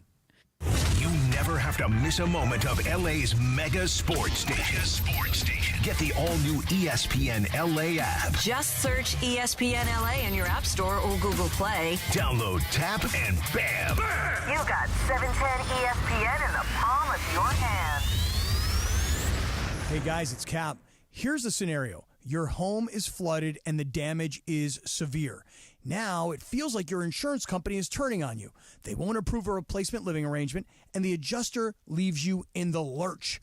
Take a breath and call Avner Gatt, one of Southern California's largest public adjuster firms. Avner Gatt knows how to fight back when your insurance company makes you feel like a criminal, leaving you with no hope of getting into your home and getting it all back together. With decades of experience and a passion for helping people, Avner and his family take the call themselves. So whether you have a toilet overflow, a broken water line, a burst supply line, a broken fire sprinkler, whatever the water damage is, you call Avner Gat today at 818-917-5256, or you go to avnergat.com. It's 818-917-5256 or avnergat.com. You call, Avner answers, he says hello. Your claim is our game. avnergat.com. ESPN LA is hitting the road. Tune in Monday, April 14th to Sedano and Kap as we broadcast live from SeaWorld San Diego. We'll explore the nation's largest standalone jellyfish exhibit, the all-new Jewels of the Sea, featuring awe-inspiring jellyfish, and set sail on a flavor adventure at the Seven Seas Food Festival. Don't miss the action, the fun, and maybe even a few surprises. Monday, April 14th, 3 to 6 p.m. Live from SeaWorld San Diego. SeaWorld San Diego. Open your world to something amazing. All right, listen up. Whether you're out for a walk, hitting the gym, or just tackling your day, in this LA heat, chafing is no joke. Take my word for it. That's why you need Highlands Chafing Relief. This stuff is a game changer. Goes on like a cream, dries like a powder, and stays put even through sweat and water. No greasy mess, just all-day protection. If you've already got some chafing, Highlands soothes it fast with aloe, shea butter, and tea tree oil. Don't let chafing slow you down. Grab Highlands Chafing Relief at Walmart or Target right now. Hey everybody, it's Cap. Inheriting a home can be overwhelming, but Seller's Advantage makes it easy. One customer shared, and I quote, "Inheriting a home felt like too much work. Seller's Advantage gave us a reasonable offer, handled everything, and closed in 3 weeks. I highly recommend them." End quote. Skip repairs and headaches. Call Seller's Advantage at 888-390-AS-IS or visit sellersadvantage.com for your free cash offer. DRE number 01961658. Don't worry, sell happy with Seller's Advantage. Individuals and businesses with tax problems, listen carefully. If you owe over $10,000 in back taxes or have unfiled tax returns, U.S. Tax Shield can help you take back control. The IRS can seize your bank accounts, garnish your paycheck, close your business, and file criminal charges. Our team of tax attorneys can stop collections and get you protected. U.S. Tax Shield offers a price protection guaranteed quote to get you protected today. U.S. Tax Shield is A+ rated with the BBB, so call 800-494-6139. U.S. Tax Shield, 800-494-6139. With Progressive Customer Service, there are lots of ways to connect with us, so you never have to miss a second of your favorite sport. Because you'd much rather watch a ball go through a net 124 times in 48 minutes when you don't really have to pay attention until the last 2, and then somehow those 2 minutes will take an hour. You don't want to miss all of that. Luckily, you can chat with Progressive on our app, online, or over the phone without missing a single one of those times the ball goes through the metal circle. Progressive Casualty Insurance Company, affiliates, and other insurers. Not available in all states or situations. It's the LA Afternoon Takeover on 710 ESPN. Man, I hate when my brain is right and my heart is wrong. It was so close to having your brain wrong and your heart right, No, too. it would have been so much fun if that were the case. More Sedano and Kap right now. What a show we got going on today. It's Sedano and Kap. MoMo is in for Sedano. Mike Trudell is in before the final regular season home game for the Lakers tonight. Beto Duran is in the house. And here comes the fifth member of our starting five today. Whoa. Dave McMenamin from ESPN, who covers the Lakers. Dave is back on the airwaves. What a show we got going on here today. It's a free-for-all, Momo. You know what? I was really excited to host with you. I was like, we did a little switcheroo. They asked me if I could do the Mason Ireland show, and I had something in the morning. And I go, no, can I do the afternoon show? I could make it down there in time. And I go, who am I hosting with? And it was Kap. And you and I have never done a show together, right? And I'm loving it so far. Yeah? I really am. Are you loving it? I feel like I big gave time. you homework. You had to read my long story. I know, but but now I feel like I may actually become like a co-author on your next piece. Oh. You know? Are you gonna be a ghostwriter? No, I want my name on the article. I don't want to be a ghostwriter. That's what the play is. Okay. Right? Yeah, you want the credit. Okay, that's fair. I get it. All right, let's bring Dave into this this broadcast here this afternoon. I was going to call it a mess, but I got to be honest with you. So far, the wheels are on. Dave, good to have you with us. I would love to hear your feedback of what you experienced in Dallas with the Mavericks and the Luca situation and the Lakers. Like, just give us your feedback 48 hours later. Yeah, Cappy, there's been very few regular season games that have occurred in the NBA that during the 20 seasons I've covered it that I'm like, oh man, I wish I got a chance to cover that. There's two that come to mind. Kobe's 60-point send-off. Yep. And LeBron's first game back in Cleveland as a member of the Heat. Like, I've heard countless stories from my friends who are reporters in the business about those two nights that I have a degree of professional jealousy that will never be satiated. I was really glad to be able to cover that game in Dallas and get a glimpse. It's not the same as those two, but there was an extra special something in the air. And to see that 26-year-old kid go out, suppress the emotions that he was feeling, all sorts of them, trying to come to grips with really turning the page on the Dallas Mavericks chapter of his career, and then just go out and annihilate his former team. It was great. LeBron said it after that it's a night he'll always remember when he looks back at his career, and like my side reporting wise, I'll feel the same way. Dave, I said earlier on the show, watching Luca and the emotions he felt, like how he was brought to tears by the video they played for him and all that, kind of reminded me of Freddie Freeman when he was against the Braves that first year after he came over. And it was like, I've felt since Luca's been here that, he's still a little shell-shocked by what happened. He's still hurt, so getting over it. And I'm wondering if he'll, that night, that emotional release that he had, like going back to Dallas and, kind of feeling that from the fans there, but also he spent an extra day there, right? He stayed over for from off the court event with a I think it was at Dick's Sporting Goods with a youth organization.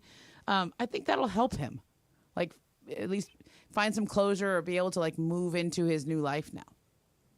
Yeah, Ramon, I don't think you're overstating it there, and to be able to go through that moment with the new people he's going to lean on, I think was significant. And just the way, like, it's a small thing, but the way when he checked out of the game and there's a Luca chant and Jackson Hayes, I'll give him credit. I think he's the first one who kind of picked up on it. And then he starts the Luca chant around Doncic in the huddle. And then there's LeBron doing it. And then there's Austin Reeves doing it. That's,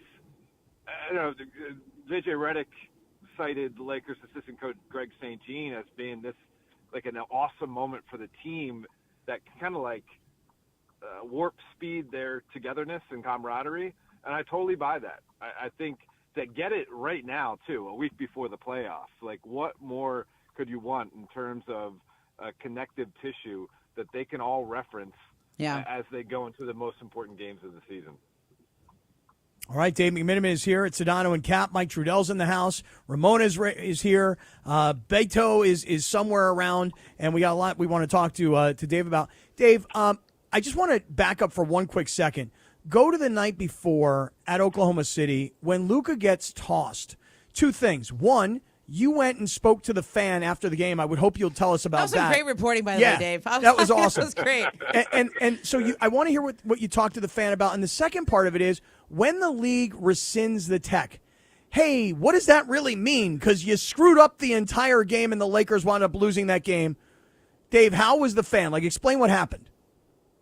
Yeah, so the fan was located in the second row in front of where my media seat was. I'm up at the top of the first section at their arena in Oklahoma City, but I had my eyes on him the whole way. So I already saw Luca jawing back and forth with him before the moment that caught JT Orr's attention, which led to the second technical and the ejection. And so the way I was going out of my media seat when the game had ended to get back to the media workroom, like I was passing where the fan was anyway. So I'm like, I might as well get his take on things.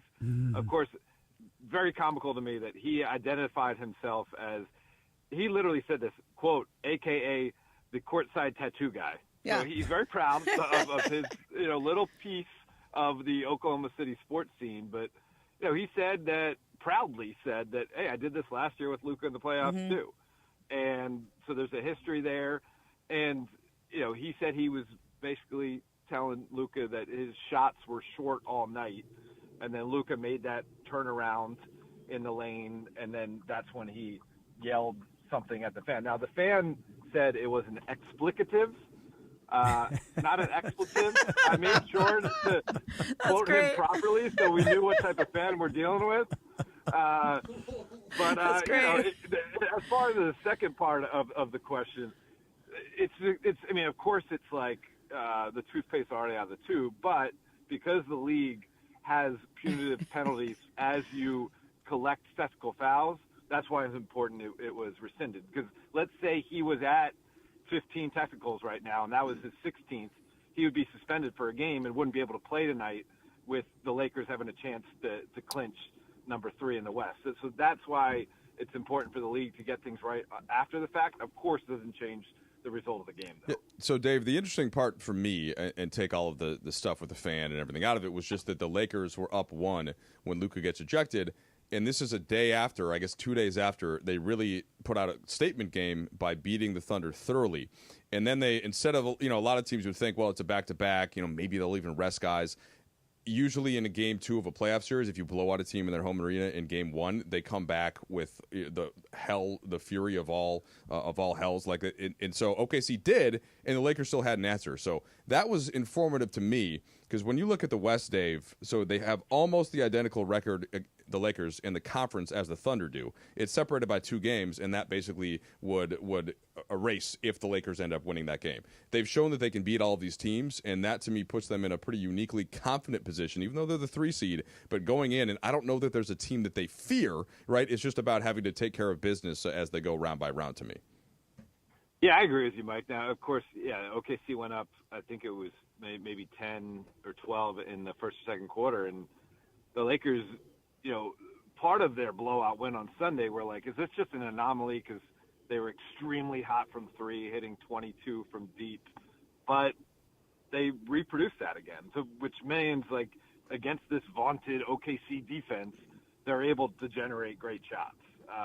And so they should have a great deal of confidence coming out of the game. I was really impressed that they went for it. Like, I was kind of the opinion, if you go to OKC and get a split, you should be happy with it. So if you get it on Sunday, then feel free to rest your guys on Tuesday, knowing that the second night of the back-to-back Wednesday in Dallas is, a huge game for many, many reasons.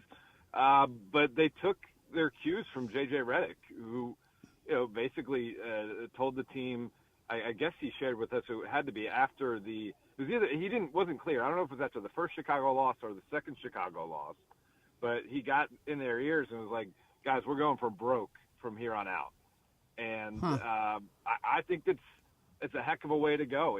Like, fortune favors the brave, and they are going for it, even if their leader is 40 years old, even if, Rui Hachimura is dealing with a knee injury, and Dorian Finney-Smith's been on minute restrictions since he came here from Brooklyn, et cetera, et cetera.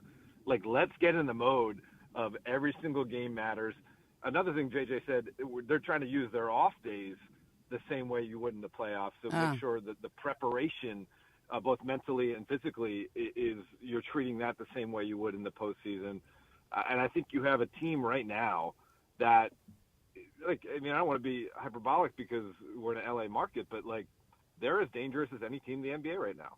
Yep, I would agree. And we're not just basing that, Dave, on they have LeBron on their team or they have Luca on their team. Like, usually when we talk about the Lakers as a contender, it's just because they had those 2 star players. I think the way they play and the way they match up with a lot of the teams, especially in the first part of this bracket here that looks like they're going to be in, is pretty good. Hey, Dave, do you have earbuds in? I don't. I'm driving. You're driving, so you can't look at your text messages. Oh, really? You texting him? I texted him something. You want to tell us what you said? No, I want him to look at his text, but I don't want him. Careful, Dave. Careful. Dave McMenamin is here. Jeez, guys, private text. I know, right? I know, in the but middle I of gotta, this conversation. I'm being classy Come on. here. I mean, Dave McMenamin, Lakers reporter for ESPN, is here. Beto just texted me. I Beto, gotta look at it real quick. Take a look at that. Take a look at that. Hey, Dave, just to wrap things up. So we went from what happened in Dallas. We backtracked to what happened in Oklahoma City. Let's bring it back to what happened in Dallas. Last thing from me.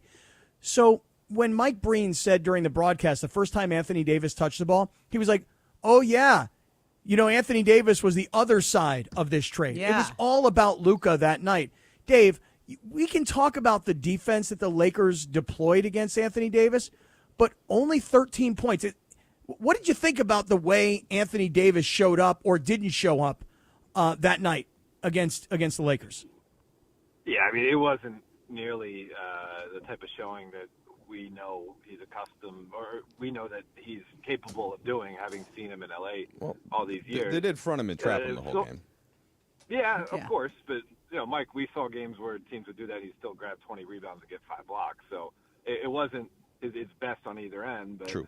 I think I spoke to him when the Mavericks were in LA and he wasn't able to play in that game, and he told me that then, like, he was really motivated to be able to get back from this injury so he could play in that game in April against the Lakers. And so certainly give him credit for that, to come back, once Kyrie went out and, they're dealing with injuries up and down the roster, he could have shut it down. He would have been within his rights to do so. So give him credit for coming back. But, I think it did underscore the inequity of the trade and I think Anthony Davis is, certainly on the short list of top two-way players in the game when he's right, and also one of the best people I've been around when it comes to superstars in the game. So all that said, though, he's not in the same category whatsoever as Luca Donch, and kind of no matter what AD is able to accomplish with the Mavs, and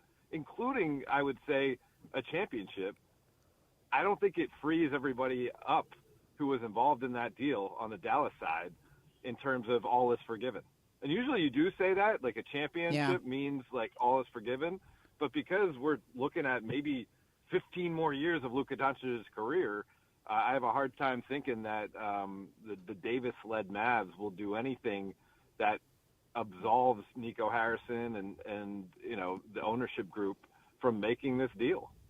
It's weird watching that game because so much of what the Mavericks based what they did on was this idea that we would have a shorter championship window to contend with Kyrie and AD and the guys they had, and I still thought they could win. I don't know if they'd be favorites or anything, but I like their team. It's just the wheels have fallen off. Like Kyrie's out for a year now with this knee injury, and they're finally getting some guys back. I don't really know why they're trying to get the 10 seed or the 9 seed or whatever they're going to get, because they'd be better off trying to be in the lottery and get a better pick. Last time they did that, they got Derek Lively. But it's were you able to go over to the Mavericks locker room at all or listen to Jason Kidd while you were there? Did you get a vibe on that team and how they feel versus like right after the trade when they came through here in LA?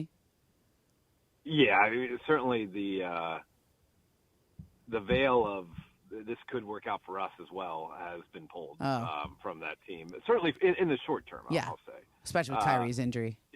Yeah. AD still feels good overall about the situation. He believes that they have young talent there, and everybody gets right.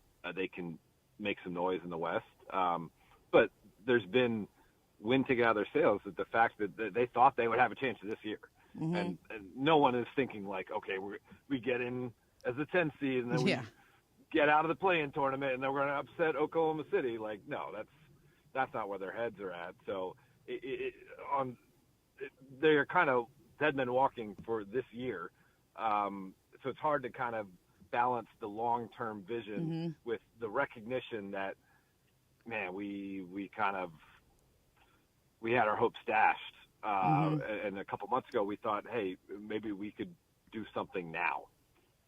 Yeah, the Kyrie injury, changed everything. Hey, Dave, great job on Wednesday night, especially on SportsCenter. Describing the feeling and the emotion and everything that was going on there in Dallas. You did a really great job. Have fun tonight, and we will see you for the playoffs. All right, thanks, guys. Appreciate it, Cappy. Yeah, right on, man. Dave McMenamin stopping by. All right, stick around, everybody, because we got plenty more to get to, including Radio Tinder is up next. But before we get there, I want to talk to all the dads out there. Hey, guys, I have been in this position. So believe me when I tell you that I speak from experience when I say that when you get yourself caught up in a custody battle, or if you find yourself dealing with a restraining order, God forbid domestic violence, if you're in the middle of a divorce or you're planning on getting a divorce, any of these kinds of issues, I have been there and I know how hard it is. But you got to have the right family law firm to take care of things. And I want to just make sure everybody knows Mark Real and Real Father's Rights, they are the father's rights attorneys, because more often than not, when you are a dad and you are dealing with a custody dispute, family court favors mom over dad like 9 out of 10 times. You must be a part of your kid's life. Your kid wants you, needs you to be a part of their lives. That's why Real Father's Rights are leveling the playing field. We are making sure that we are fighting for dads and we are scoring for your kids. We're going to get you the justice and the happiness that you deserve. So whether you're in LA, OC, IESD, anywhere in Southern California, we are here to help. Here's our phone number, and it is dedicated to ESPN 710 listeners. It's 833-ESPN 710, 833-ESPN 710, and our website, like Real Father's Rights, rfr710.com. Let's get real with Mark Real and Real Father's Rights. Tinder, next. The black and gold are back at home and back to MLS action tomorrow night.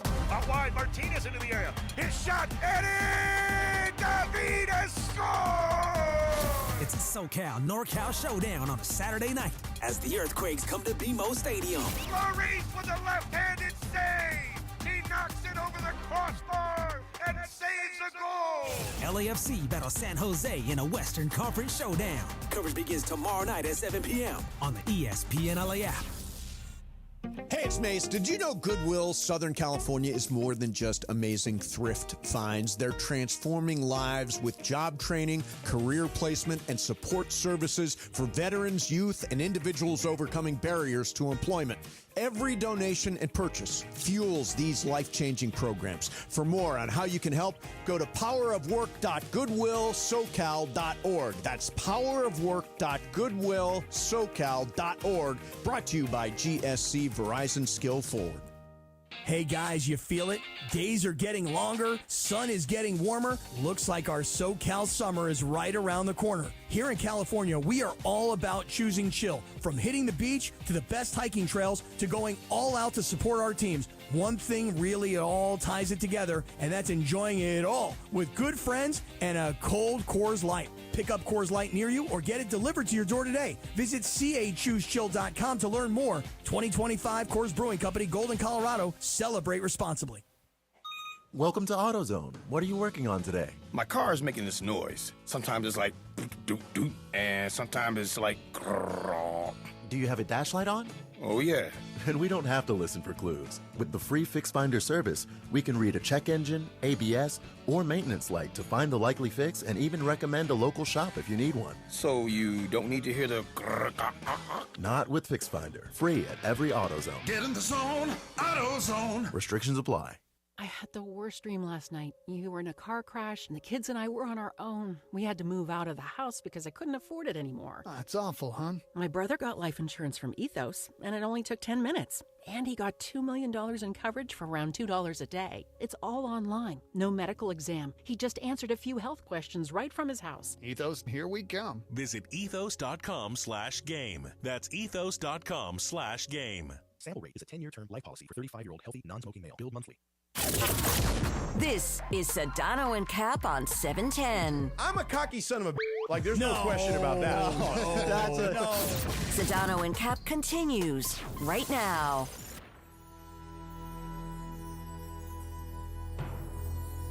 It is time for Radio Tinder here on Sedano and Kap. We got MoMo in. We got Mike Trudell in. We just had Dave McMenamin. People are asking in the live YouTube chat, you might as well call Brian Windhorst next. I mean, we got all the big brains of ESPN basketball here today as the Lakers are getting ready We're for like their the Hoop final. Collective in here. Yes, right. You're the hive. The basketball hive here. The Cappy Collective. Yeah, KK. I love it. I like it. love it. You got Beto in the house? DeAndre. Like Beethoven? Beto Duran. No, my boy JJ from Belmont Shore calls up. He's like, "Hey, Beto!" Yeah, he calls him on the post-game show. He got mad the other night because we had him on hold for like 30 minutes. He's like, "You can't leave me on hold that long, Beto. I got to get back to the bar and close the tab." Oh, wow. Oh, my God. This is my first time looking at myself in the YouTube chat while we're on air. How you liking it? No, I don't. I need to brush my hair or something. Oh, I don't really? know. Yeah, okay. I do like the Masters shirt, though, Yeah. today. I do indeed. It was just what I put on after the hot yoga class. I forgot to take the picture. Oh, we had hello, that chat. We had our chat reignited again recently. I'm going to talk to you about your hot yoga in a matter of moments. But first, here's Lindsay Golf. Lindsay Golf has got Radio Tinder. Hello, friends. Hello, Jim. All right, so this one comes from my favorite Reddit forum, Am I the A-hole? Love these. You really do. I don't. They're great. So a guy wrote, my wife and I are extremely fortunate to have won a decent amount of money from the lotto. It wasn't the top prize, but it was enough to pay off our sizable mortgage and still have some left over for vacations. Well, it turns out that since his wife is the one who bought the ticket and is the only one in the family who ever plays the lottery, she decided that she does not want to spend the lottery money for their mortgage and vacations. She wants to put it in her savings account and do with it what she pleases. The guy thinks this is selfish and unfair. He says, I would have preferred her not winning if I knew this was going to happen. So is he the a-hole? Wait, are they married? Yes, they're married. And she wants to take the money and put it in the savings account. He doesn't ever play the lottery. Like she does. So they have She's separate, been the one. They have separate savings accounts then. She wants to keep it for herself and use it on her own. Boy, he better get ready to call Mark Real and Real Father's Rights. I'll tell you that right now. Well, Cappy, let me set this up This slightly is an interesting question. further for you, Cappy, because so my wife and I have only one bank account, right? So Okay. there's a checking, there's a savings, there's a business one. But you it's don't just have one. a separate thing just for yourself if you No. want your own little prizes. No, so that's what I'm saying. So I'm kicking this to Cappy, and with your ex, how did it work with the accounts, and what would have happened in that situation? Oh, Michael, I'm so glad you asked me that. Because here's how it Careful, went. Cappy. Here's how Lawyers it are went. listening. I know. Careful. Here's how it went, Mike. You ready? Yep. You give her everything. You empty the accounts and you give her everything. And then I was standing on the sideline going, "But what about me?" So I'm going to say this, Lindsay Baseball. I think the wife, the winner of the lottery, I think she's the a-hole. Okay. You do. Okay, Yeah. I'm gonna take a slightly different tact. Okay, I think that every married couple should each have their own account because I think it avoids a lot of conflicts. Right? You have a joint account. I have a joint account with my husband, but we each have our own little separate accounts.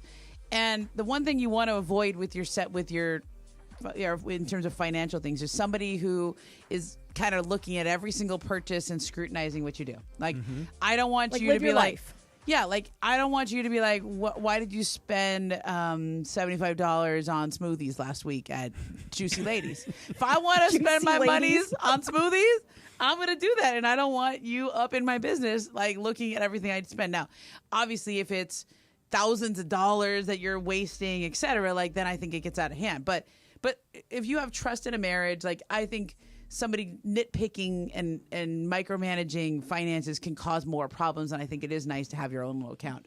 Winning a lottery and not really cutting somebody in on that is an interesting move. Well, how about not paying the mortgage? You won all this money. You can pay off the house. Why would you not pay off the house? Yeah.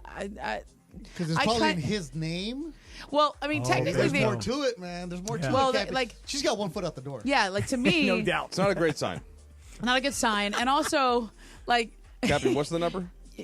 Real Father's Rights? Yeah, that's right. Okay. Yeah, get ready. Reach out to your guy. Yeah, I'm gonna I'll give it to you. 833 ESPN 710. I get her feeling like I want to do something that I want to do with the money, but it's not like she's saying I'm going to Hawaii with my girlfriends. She's like, I'm putting it in my account. See it. But it's like he's already spending it when it's not his money. Yeah, he's that's true. He's like, oh, we're using this money you won to pay off the mortgage, and we're going to go on a vacation. Tell him, Beto. No, but it just depends. He wasn't shooting in the gym. The way that you phrased it was that they together, quote unquote, play the lottery. So No. I said she plays the lottery. Only she plays. Yes. He never does. It just says that she plays the lottery and she happened to win. Okay, so I thought it was they went and one time he buys the ticket and the other time she buys it. No, this is her thing. So she goes to the liquor store and buys the ticket every time. So I would say, look, she should be able to. This is her money that she won. However, if they ever broke up, he would be entitled to half. So that's how that works. You don't get to just decide. Well, okay, if my wife won the lottery, I didn't realize she was playing the lottery, which, by the way, is basically a poor tax. So that's a whole different conversation. And ends up I know what you're screwing saying. people that don't have money. But anyway, if she won the lottery with it and then was like, you know what, honey, we're just going to create my own account out of this.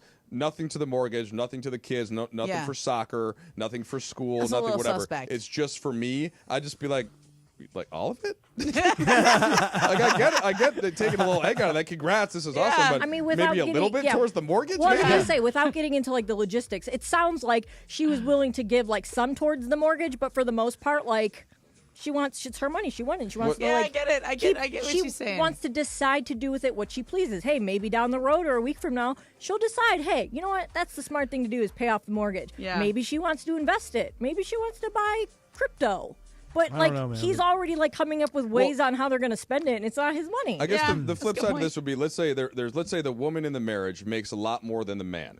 Okay, then we're getting into a similarly eerie situation here, where then this since I make more, right, I get to do more. That doesn't go over well. Whoever is making more, I think you have to sort of approach the collective income to me if you're a partnership. Yeah. I'm not dismissing your point. I think it's great that you're not getting scrutinized too much on it, you but know, you also need to have some trust with it there's while gotta be you're a trust. together. And it's Otherwise, like- what's the point? Yeah, and I kind of feel like you get to decide what you get when you make money, or however you do it, like with lottery, salary, whatever you do. Like you get to decide what you're going to do with that money, but when you're in a marriage, it's a joint decision. Right. It's a joint decision. It's not like I decide, you decide. I would say this. We talk about it. I say the reason that I think she's the a-hole, here's what she should have done. She goes and buys a ticket.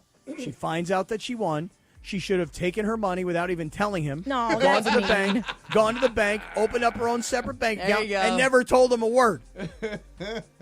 Interesting. That's not how that works, though. Like if you I got understand. divorced, they'd find her that point- money. Her point is more so like, Yeah. I'm going to decide to do with it what I want, and I'm guessing she'll probably, cut down on some of their family expenses, but she wants to be the one who decides where the money goes to what. Momo, you've heard the phrase, you know why divorce is expensive, right? Yeah. Come on, Cappy. You know why, Momo? Come on, Cappy. Because it's worth it. Oh man.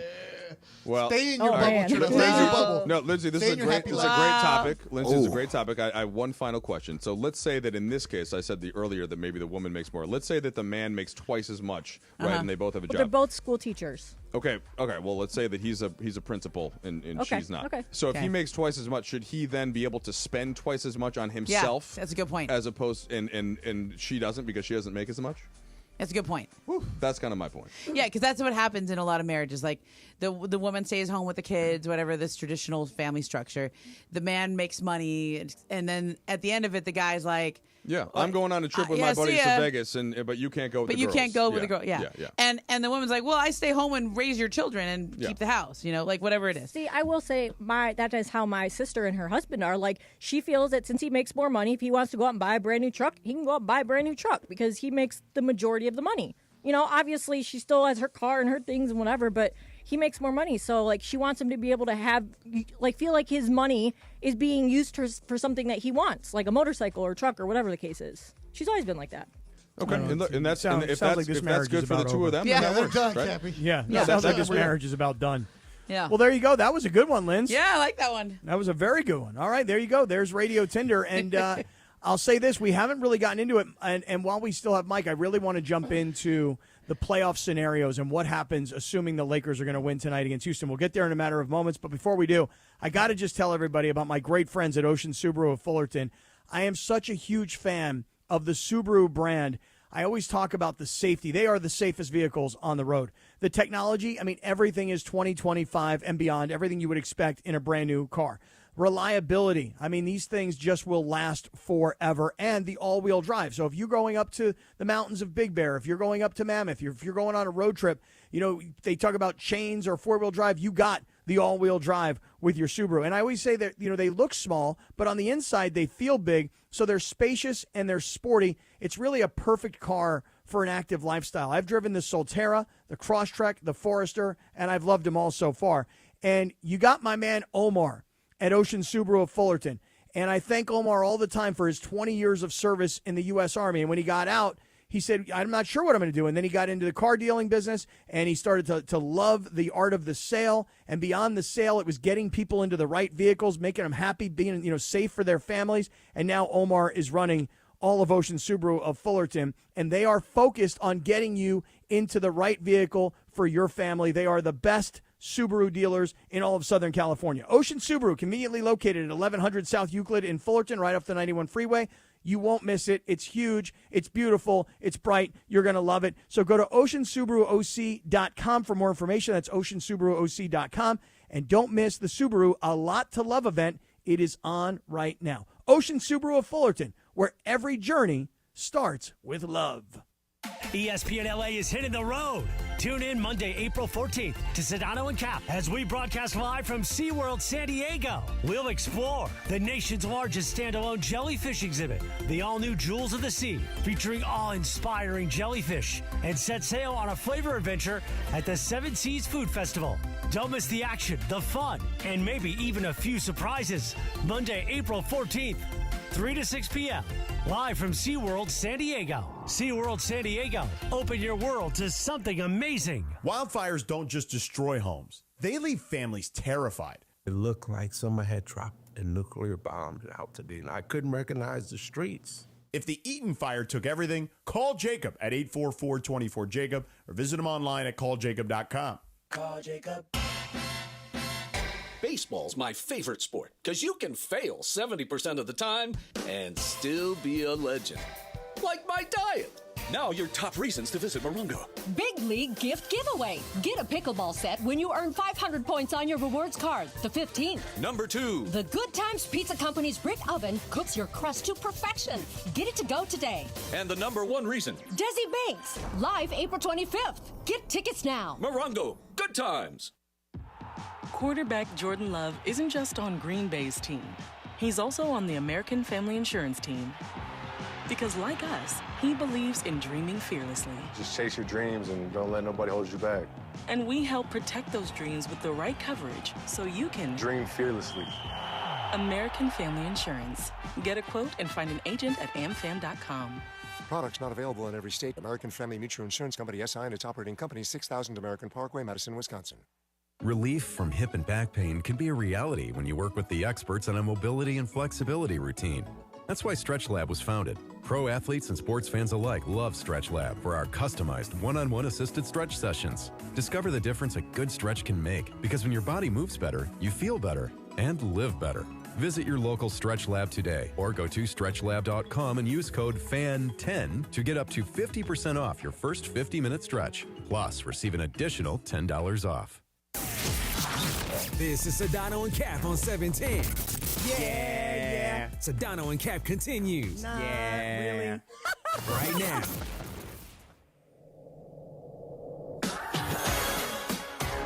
Oh, yeah. Uh-huh. Yeah. Go, Momo. Do your dance, girl. Dance. Yeah, go. Go, Momo. Go, There it is. Momo. Look at her Chair go. dancing. Look at her go.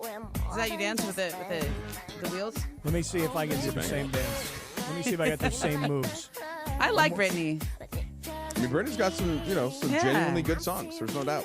She's also a great one. follow on Instagram. Oh, yeah. Oh, Never know what's going to come up on that Instagram page. Right. True. You know, it's, Straight facts right honestly, there. That kind of makes me sad. there it is.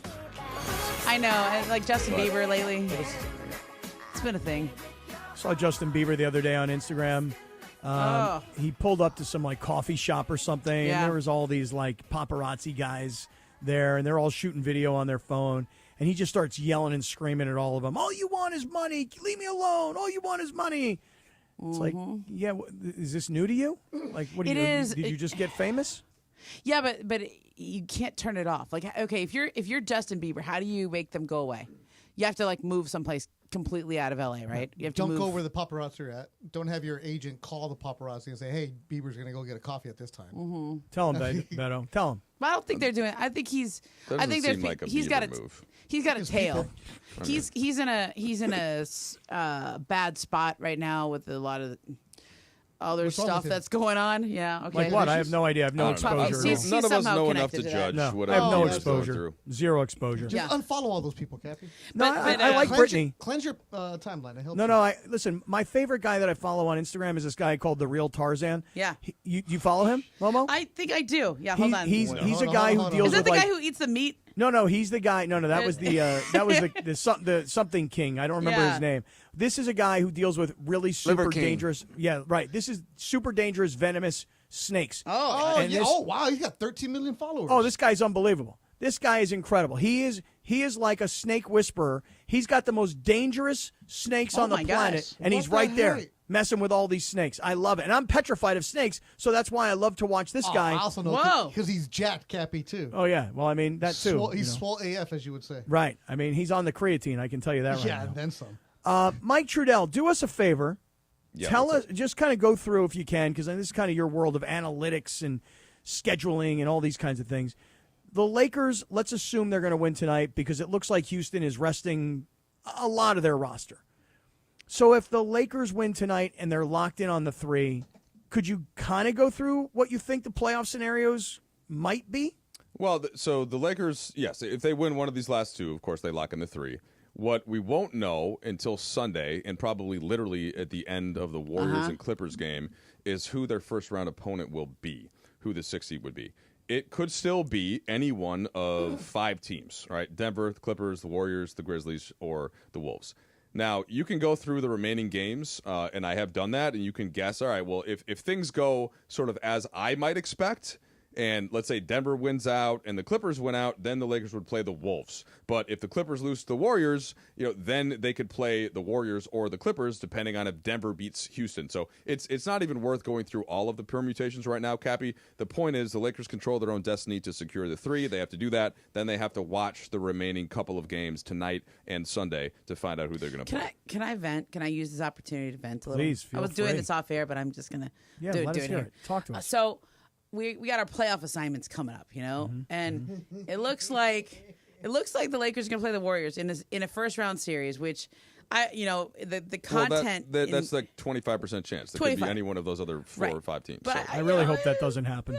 I think of those other permutations, each one has a percentage chance. Is there anyone that's higher than that? Let me Google that for you. I mean, again, it just depends. I don't have any idea. It depends on what you think. Are you assuming that the Warriors are going to beat the Clippers? Because you can't assume that. That's a total toss-up. Right. So there aren't any good numbers. It's just about, okay, what is this team's record? I'm just going to get to the part it's about me. I'm sure that's what Los Angeles wants to hear, Ramona. Now you get the show. Now you get the show, baby. Momo, let's go. That's what everyone's waiting for. Let's go, Mom. I mean, listen, you got kids banging down the door while you're trying to talk to GM. Forget the Lakers. Let's have it, your Mom. numbers and all this permutation, arrangement of objects. I think I'm gonna have to. I think if it's Lakers Warriors, that's gonna be like an amazing series, and I have already have FOMO because I think I'm going to have to be on a different first-round series based on our ESPN assignments. I'm having FOMO. You should. I'm like, that's such a good – if that is the series – and I at first when they said it to me, I did the Mike Trudell thing. Oh, I don't think it's going to be the – It could be. It could be, but it could be 4 other scenarios. And then the Warriors started – they lost a couple, and I was like, oh, they're heading for that 6th seed. So wait, so I have a question. So remember and then how Harrison you said, Barnes hit the shot on him. I'm like, Right. oh man, they're really getting the 6th seed, aren't they? This is really going to happen. And I'm like, I think I'm going to probably end up on Clippers Denver, which is fine. It's a really good series. But if the Lakers are playing the Warriors, I already have FOMO. Oh, yeah. The only thing you should. If the Warriors just beat the Clippers at home, then the Lakers wouldn't play the Warriors. Okay. Most now likely. you're talking. Trudell, I got a real See, question. I like this part because it relates to me. Since it's about me, I got a question for me now, Trudell. About you? Hey, what can I do for you? The Lakers will play next weekend, right? Yeah. After the play-in tournament is done. So they play Saturday or Sunday? This is about me, Okay. Trudell. Yeah. Historically, I got to do the me thing. Now it's your turn. Historically, and the NBA has not set anything in stone, right? But historically, they have the Lakers on one of the featured Sunday games. All right. Correct. Can you make that happen? Because I'm going to be at Cappy's house on Saturday. But right, Beto's got a fight Saturday night. Yeah, I'm in Oceanside. I'm going to be at Cappy's house. He doesn't know I'm staying there, but I'm staying there. Depending on the other matchups, they could also choose to have the Lakers be a Saturday, like prime ESPN game. So Nah, this is about Beto. Back to me. Make a phone call.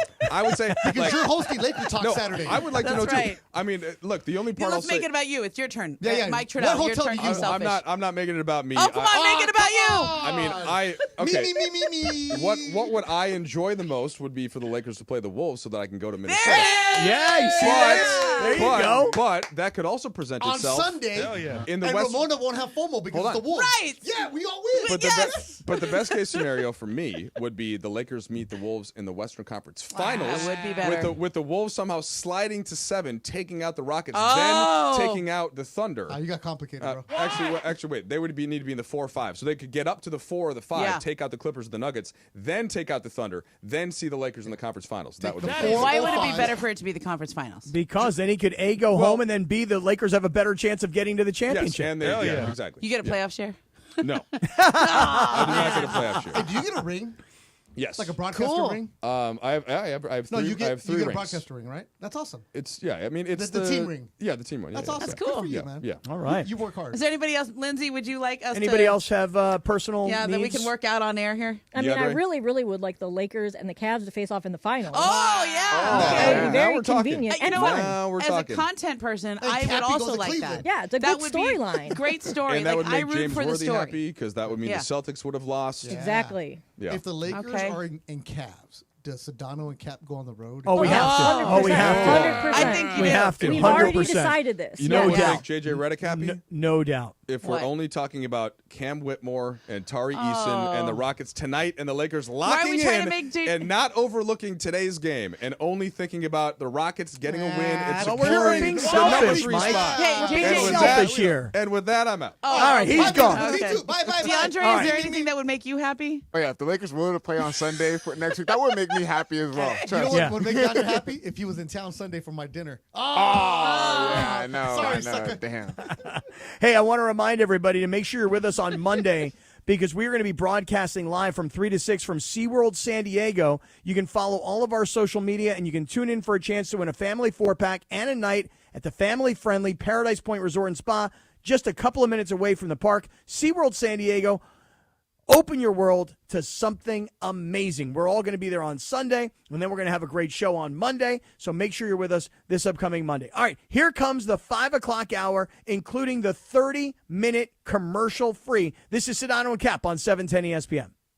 So Mark Real from Real Fathers writes, I always say on the air, you have to have the right family law firm that is going to get you the happiness you deserve and the justice you deserve. Really, the legal system is designed and set up for fathers to fail. I set out to create a firm and to create something that would help all men navigate that successfully. We have a new phone number for Real Fathers Rights. 833-ESPN-710. And RFR710.com. Yes, RFR710.com. Hey guys, it's Sedano. Los Angeles International Airport's People Mover trains begin rolling early next year as part of LAX's ongoing investment to transform and improve your travel journey.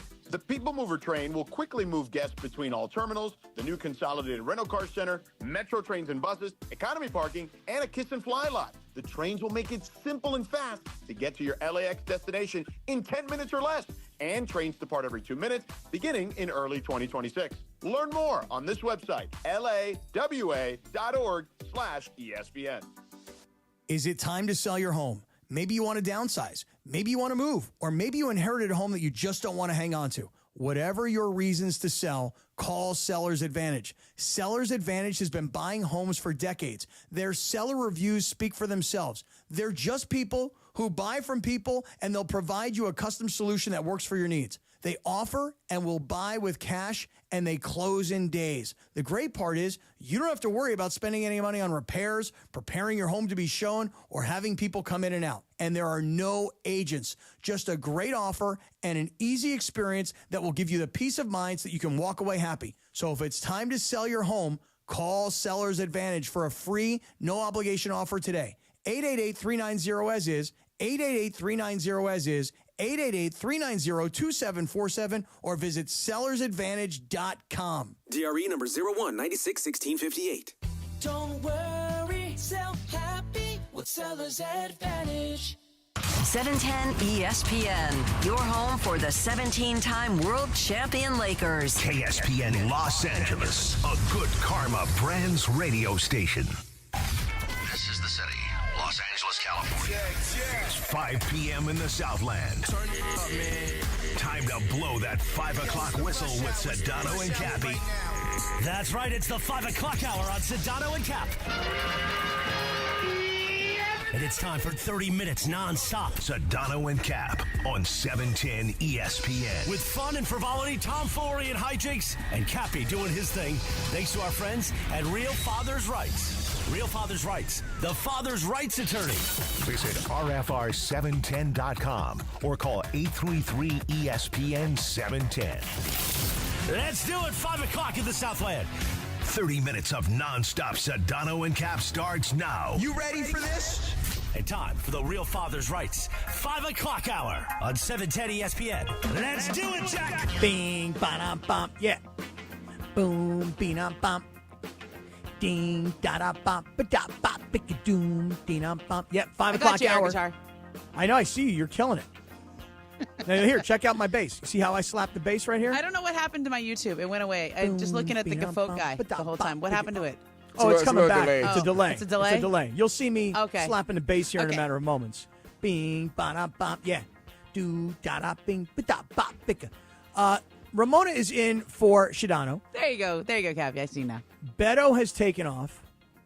Mike Trudell has taken off. We still got DeAndre and we got Lindsey Golf. And Ramona, I would like to make a sharp left turn here. Okay. I'll roll with you anywhere, Cappy. Yeah, thank you. Let's go. We talked a lot of basketball around here for the last couple hours. Yeah. Getting ready tonight for Lakers and Rockets. But I want to, like I said, I want to make a left turn here. Let me start off by asking you this.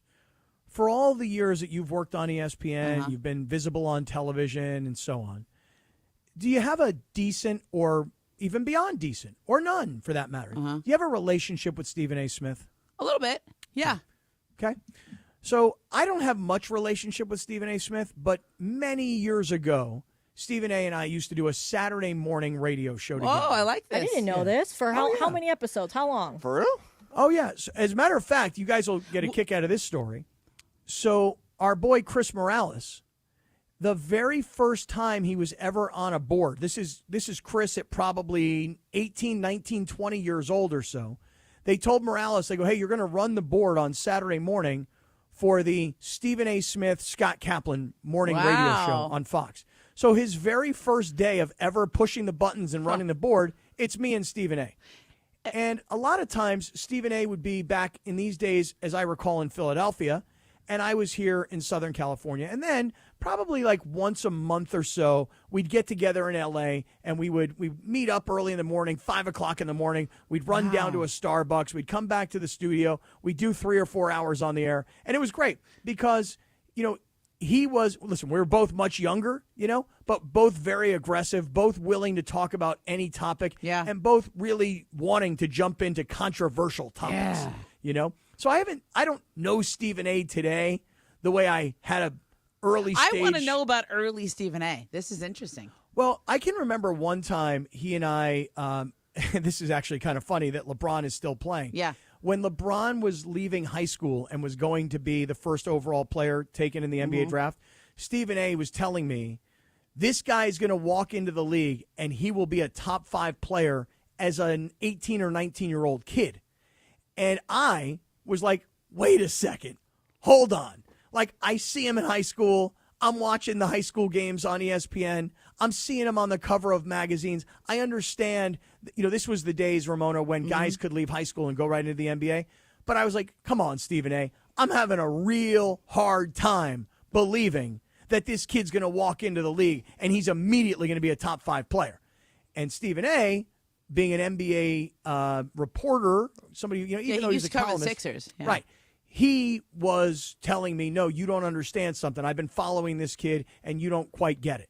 And so we would have a lot of those kinds of conversations at those times. Sounds like your current show. Yeah. Kind of. And we also, listen, again, I was kind of a lot younger. I wasn't too far removed from playing sports. You know, a lot of black and white racial issues that neither of us would shy away from, and we were willing to go after it. So just dive right in. Okay. So I love Stephen A. I love the guy. Would he remember who you are? Oh, 100%. 100%. Because when we see each other, we always hug it out. Yeah. You definitely. He sees me. And he definitely knows that we are colleagues. He definitely is familiar with me and my work.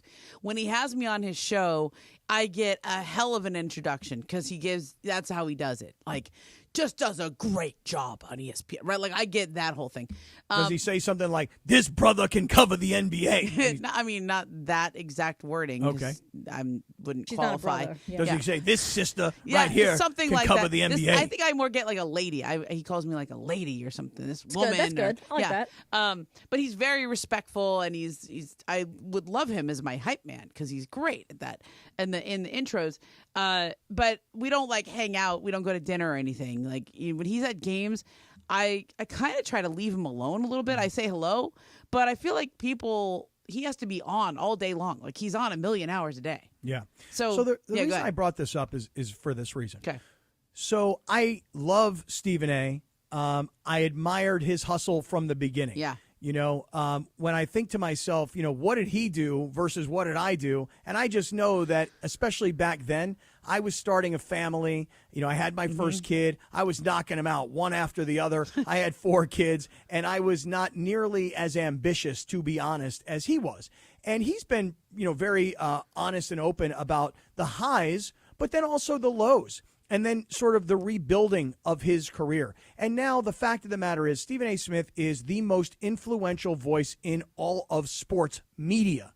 Okay, and that's why when the whole thing happened with LeBron during that Knicks game where LeBron came up to him, that whole thing. Okay.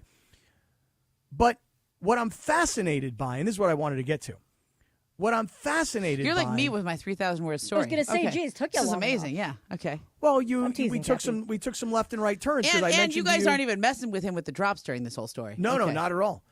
But what I'm fascinated by is this notion that he might run for president. I know. Why? Well, I guess for me, why I'm so fascinated by it is... You want me to play his clip first? I do. Actually, no. Hold on. Let me just say why I'm so fascinated by this. Yeah. Because I think that people would hear that and go, wait a second. A sports commentator is going to run for president? Wait, he's gotten so rich and so famous and so influential that he's going to run for president? Is he for real? Is he so full of himself that he thinks he can run for president? But you see, the thing, I look at it like this. Anybody can run for president.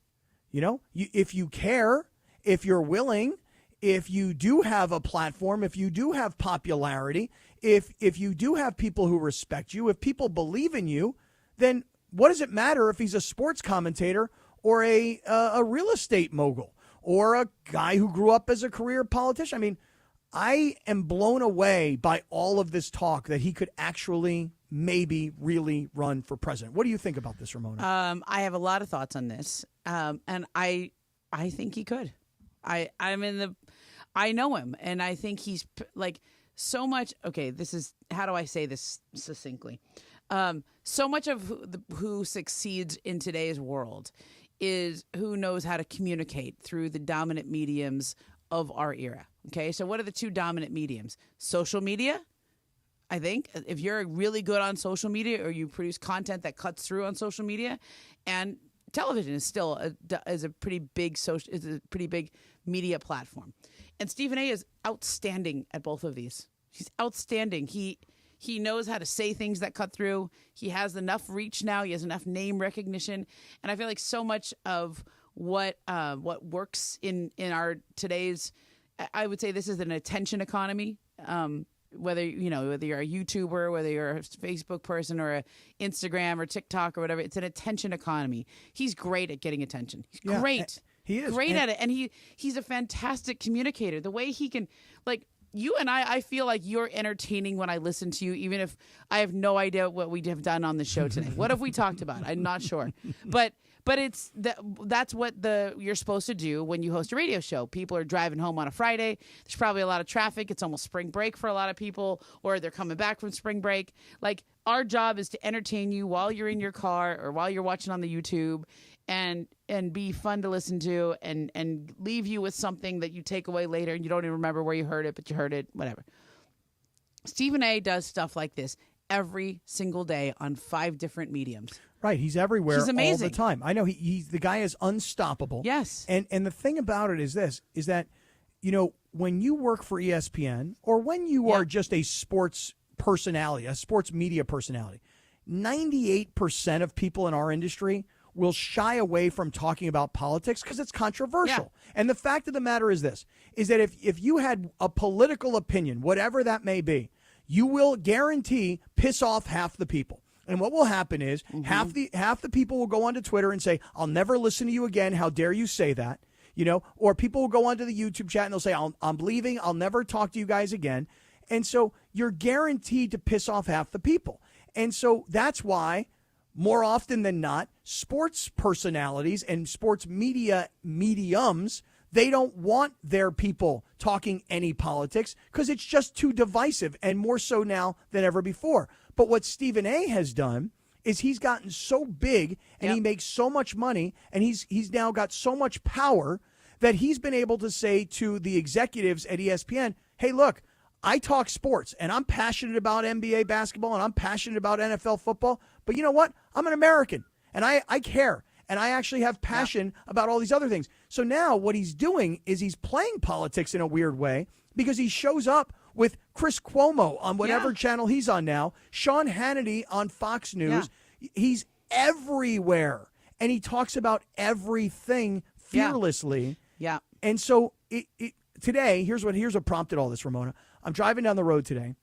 My phone buzzes, and I get a push notification because I think I'm a subscriber on Stephen A.'s YouTube. Okay. And it says, is he serious about running for office? So I click in because I want to hear what he has to say. Yeah. Let me play for you a little clip and see what you think. Go ahead and play it, Linz. Over the last few weeks, I've had no choice but to get a bit more serious about it. I've been approached by people on Capitol Hill. I've been approached by people who are elected officials in office, whether it's governors or mayors or what have you, and people have legitimately and seriously asked me about that. I have no desire to be a politician. My life is pretty well. But I've decided I'm no longer going to close that door. I'm going to keep my options open. I'm going to entertain the possibility. If it comes in 2020, late 2026, 2027, where I look at this country and I think it's an absolute mess and there's legitimate reason to believe, whether it's via exploratory committees or anything else, that I indeed would have a legitimate shot to win the presidency of the United States, I am not going to rule it out, and I'm not playing. I mean, listen, he doesn't run ESPN, meaning he's not the CEO of ESPN. He's not the CEO of Disney. He hasn't elevated to where he runs a multi-billion-dollar corporation with hundreds or thousands of people working underneath him. But he is, to your point, Ramona, he is a leader in the attention economy. And if what he's saying is true, and I don't have any reason not to believe him, he's become so popular. He's become so wide-reaching. He's become so opinionated on things outside of sports that it makes him, I believe that people in political leadership positions would come to him and say, we can utilize your popularity and visibility to possibly actually win the presidency. So I believe that. One of the things I think that he's great at is that, when you say you have to be fearless in what you're talking about, and I'm sure back when you guys were hosting radio together, that was a little easier because people weren't listening and then taking everything you said and chopping it up into 17 pieces, and maybe one of those pieces goes around the internet or they don't, right? But what he's great as is he if I say one thing and it becomes a big story, sometimes you just kind of sometimes the way most people handle it is you just kind of keep your head down, maybe you address it once and then you just kind of let a couple days pass and that story fades because that's the news cycle now. There's a very high metabolism on news and stories and scandals. It's a big story for a day or two, and then people move on. We were talking about White Lotus on Monday. We're not really talking about it anymore, right? That was a 2 or 3 day story. Were you happy with the finale? Yeah, I was pretty happy with that. I thought it was great. Are we still are we able to talk about it? Have people seen it? I don't know, but I will tell you this. If you don't, if you haven't seen White Lotus, the season finale yet, so good. I want to just say one thing. Stay off Instagram because I don't know about the rest of you guys. My entire Instagram feed is filled with the whole cast talking about what happened. Hey, Patrick Schwarzenegger wrote me back. What do you mean? You sent him a message? He wrote something on Twitter, and I responded to him with a really nice note. And I noticed that he responded to Colin Cowherd, and he clearly watches Callan on his show and said, I'm a big fan. And I go, I wonder if he's a sports guy. So I was like, I'm going to write him back, and I'm going to write him something good, not just like you were so great on the show. I'm going to write him something like more heartfelt, right? This is publicly on Twitter. This is not like a DM. Okay. No, publicly. Got it. So I see if I can find it. So anyway, I thought he was great, by the way, he on was. White Lotus. Yeah, I thought he was great, and I hope he gets a lot more. I hope he's back for season 4, maybe. He's probably like the biggest breakout star from that show, don't you think? Yeah, him or Walton Goggins. But people knew him or Amy. I didn't know him. What would I have known Walton Goggins from before White Lotus? He's in a lot of random stuff. Like he's in a lot of HBO shows. Okay, I can't think of one thing. But he's if you told me, he's in the Righteous Gemstones. Okay, I haven't seen that. Hold on, I can't think of anything. So what did Patrick Schwarzenegger say? Well, he just to wrote you? me back with some like hearts or something. But it was nice that he did that because. I was one. This is bad. I was kind of like, I wonder if he knows who I am, like that kind of thing, because he listens to Cowherd. He clearly listens to Colin, and he also listens to 710. You know why? Why? Because everybody's freaking listening to 710. There you go. So I was like, I wonder. I'm gonna shoot my shot, right? Because I really like him in the show, and I was like, might as well. So he just wrote back with like some, he liked my response or something. Nice. But anyway, the news cycle is how we got off on the White Lotus. The reason why I was saying, because you were making a good point about Stephen A. I think Stephen A. just keeps talking. He doesn't worry about one thing he says that maybe people got upset about or whatever. Like you said, he's one of the most popular people. It's an interesting. I want to look up the definition of popular. Does popular mean everybody likes you, or does popular not mean necessarily. people know you? Not necessarily. Yeah, I mean, to me, when I said earlier, Stephen A. Smith is the most influential voice in American sports media. I don't know prior to Stephen A. Smith who was the most popular or influential voice. I don't even know if I would say influential, because I don't know if his takes are influencing people. I just think people listen to him. Well, when I say influential, I mean, put it this way. Mm-hmm. When you're at a game and the biggest star in American sports comes up to you in the middle of a game to tell you that he doesn't like what you say, you have influenced him. You have said something that was that resonated, positive or negative. And listen, it's true. When LeBron tweets, when somebody says something about LeBron in sports media, and on the rare occasion LeBron actually tweets back to that person, especially if it's negative, guess what? LeBron, you just fed what they wanted. Right. And as LeBron pointed out when he went on the McAfee show, he said, hey, look, Stephen A., he said when he showed up the next morning after that whole incident against the Knicks, he said, I didn't want to talk about this, but my bosses at ESPN told me I needed to because of the virality of the video. Well, guess what? LeBron said he wanted to talk about it. Yeah, of course he wanted to talk about it. Yeah. When you have LeBron James come after you at a game versus the Knicks in L.A., on national television while you're sitting next to Larry David, you're damn right. So I'll say this. When you say stuff, when he says stuff, his take on Bronny was not all that different that night. It was the night after he messed up a game in Philadelphia. Remember, he was really overmatched. Yep. And I remember you criticized him, Mace, et cetera. Like, this guy didn't look ready to be an NBA player that night and may have cost him that game. And we look at, now we're looking at games across the course of a season that it comes down to one game. Well, I remember a couple bad losses to the Nets. I remember that loss to Philadelphia. There were some losses in there that matter. And is that the difference between the 2 and the 3 seed? Or if they end up losing, if they fall to 4 or 5, those individual games matter. And Stephen A. said it very well in the way he said this about, I'm talking to LeBron James as a father. Remember, I almost remember exactly what he said because we played it so many times. It wasn't all that different than what people in L.A. were saying. But what he said mattered, and it cut through. That's right. And I think that's why he has something there when we talk politically. I think what he says matters in the sports world. I don't know if he matters yet politically. Well, that's a great question. And that is a great question. Like is he caught up in the fame, the money, the exposure? Is he reading his own press clippings? Is he caught up in the I'm on with Sean Hannity, I'm on with Chris Cuomo, I'm talking politics with all these people? Because one of the things that he said in this podcast that I was listening to, apparently he had been at a National Association of Broadcasters convention. I want to say it was in Las Vegas. and he was being interviewed by someone that he called a mentor. I don't remember the gentleman's name. And he actually said, he goes, I'm not a politician, but if you gave me a month to learn all of the issues, okay, now as a career politician, you have to get on stage and debate me. I'm Stephen A. I'm talking to Stephen A. You have to get on stage and debate me. He goes, do you know what I will do to these politicians in a debate? I'll eat these guys for lunch. I'll chew them up and spit them out. I 100% agree with that. I think he is an incredible communicator. I think he is an incredible debater.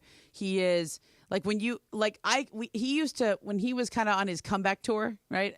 He did local radio for ESPN LA and ESPN New York. He did a show in the afternoons. I think it was like 4 to 6 here, maybe even 6 to 8. And I called into his show all the time. And this is like kind of when he was first coming back from whatever purgatory he was in for a little while, right? There was a time when he was off the air for a couple of years, right? Or a year or two. Yeah, something I don't remember like what it was, like 2008, 2009. He's talked about it where he was, he was at ESPN. He left. He went to Fox. Something happened. I don't know. Then he somehow got back to ESPN, and then First Take happened. Yeah. And First Take has exploded his career. But he was on the radio here in New York and LA. That was his gig. And that was how he kind of got himself back into the mix. And I used to call into his show all the time. It was when we first started ESPN LA. I remember he would always have me on as one of the LA guests or something. We had a good vibe and all that.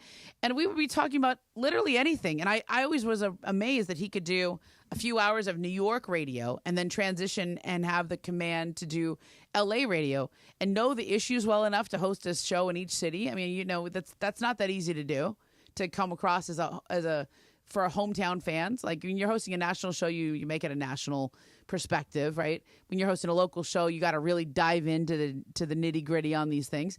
He did it great. He was great. And I do these shows too, Around the Horn, or I've done First Take, and these are things where you got to learn a little about a lot of things. You got to be able to speak with passion and conviction and confidence on topics that you probably didn't even know existed 25 minutes before you went on air. Like you have to really quickly size up what this topic is, take a side, debate the side, defend your point, and he's great at it.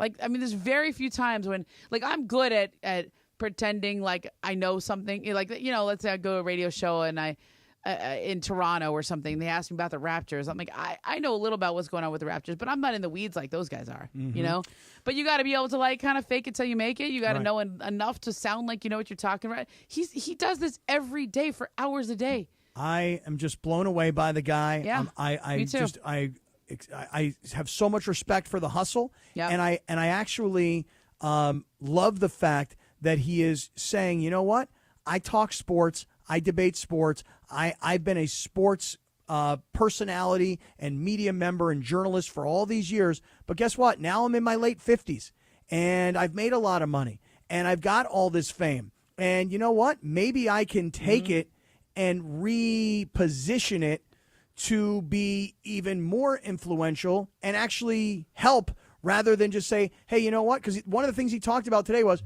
I got a new $100 million contract with ESPN. Yeah. Becoming the president is a massive pay cut, essentially. That's true. I don't need it. I've got all this money, and all I need to do is fill out the next 5 years of my career. I collect this $100 million, and guess what? I can go to the beach, and I can live the rest of my life on private jets and mansions and generational wealth, and I don't need it. But he's talking about the willingness to possibly do something bigger than him. And I got to say, honestly, I respect the hell out of it. Me too. Because, I'm at that same, I'm 10 years behind that, right? I'm 45, right? But there's this part where you kind of, in your life, in your career, where you decide, when is enough, right? Like, not like you want to get out of the business, but do you want to keep climbing? Do you want to, how high do you want to climb? How much money do you want to make? How much more are you going to invest in your career versus enjoying your life, right? Like, You got enough. You have a successful radio show, Scott Kaplan. I'm good at what I do, covering the NBA and doing radio, and like that's good. I'm just going to keep doing what I'm doing instead of trying to go into some other echelon. Like, he doesn't need to go into politics. He doesn't need to do that. He could just chill. All right, let me ask Lindsay. Let me ask DeAndre. Guys, we've been going on about this for a while because the two of us are fascinated by it. DeAndre, what do you think, man? You vote for Stephen A. for president? I would. I think he'll make a great president, especially the way he articulates himself. I think he has especially he won't be running in the near future, so he'll be able to get a better understanding of how things work as far as the politics and stuff like that. So I think he'll make a great president. God, I just hope he says things like, That Vladimir Putin, that brother be bloviating. Can I get the Shohei? Shohei Ohtani. We got the echo there. It's so good. Shohei Ohtani. You can never top the real thing, but you're getting closer. Yeah. Lindsay, baseball, you voting for Stephen A? I think so. Pretty I sure might. I mean, we've had movie stars be presidents. We've had Ronald Reagan was a movie whatever star. you want to call reality Donald Trump. TV stars, Right. reality TV star, real estate mogul, whatever you want to call him. Yeah. Leaders come in all shapes and sizes. Exactly. Well, that's kind of my point. Is that Yeah. you know what? And by the way, let me tell you something, Ramona. You said something really interesting in all of that. Many interesting things, but one thing in particular. I watched The West Wing.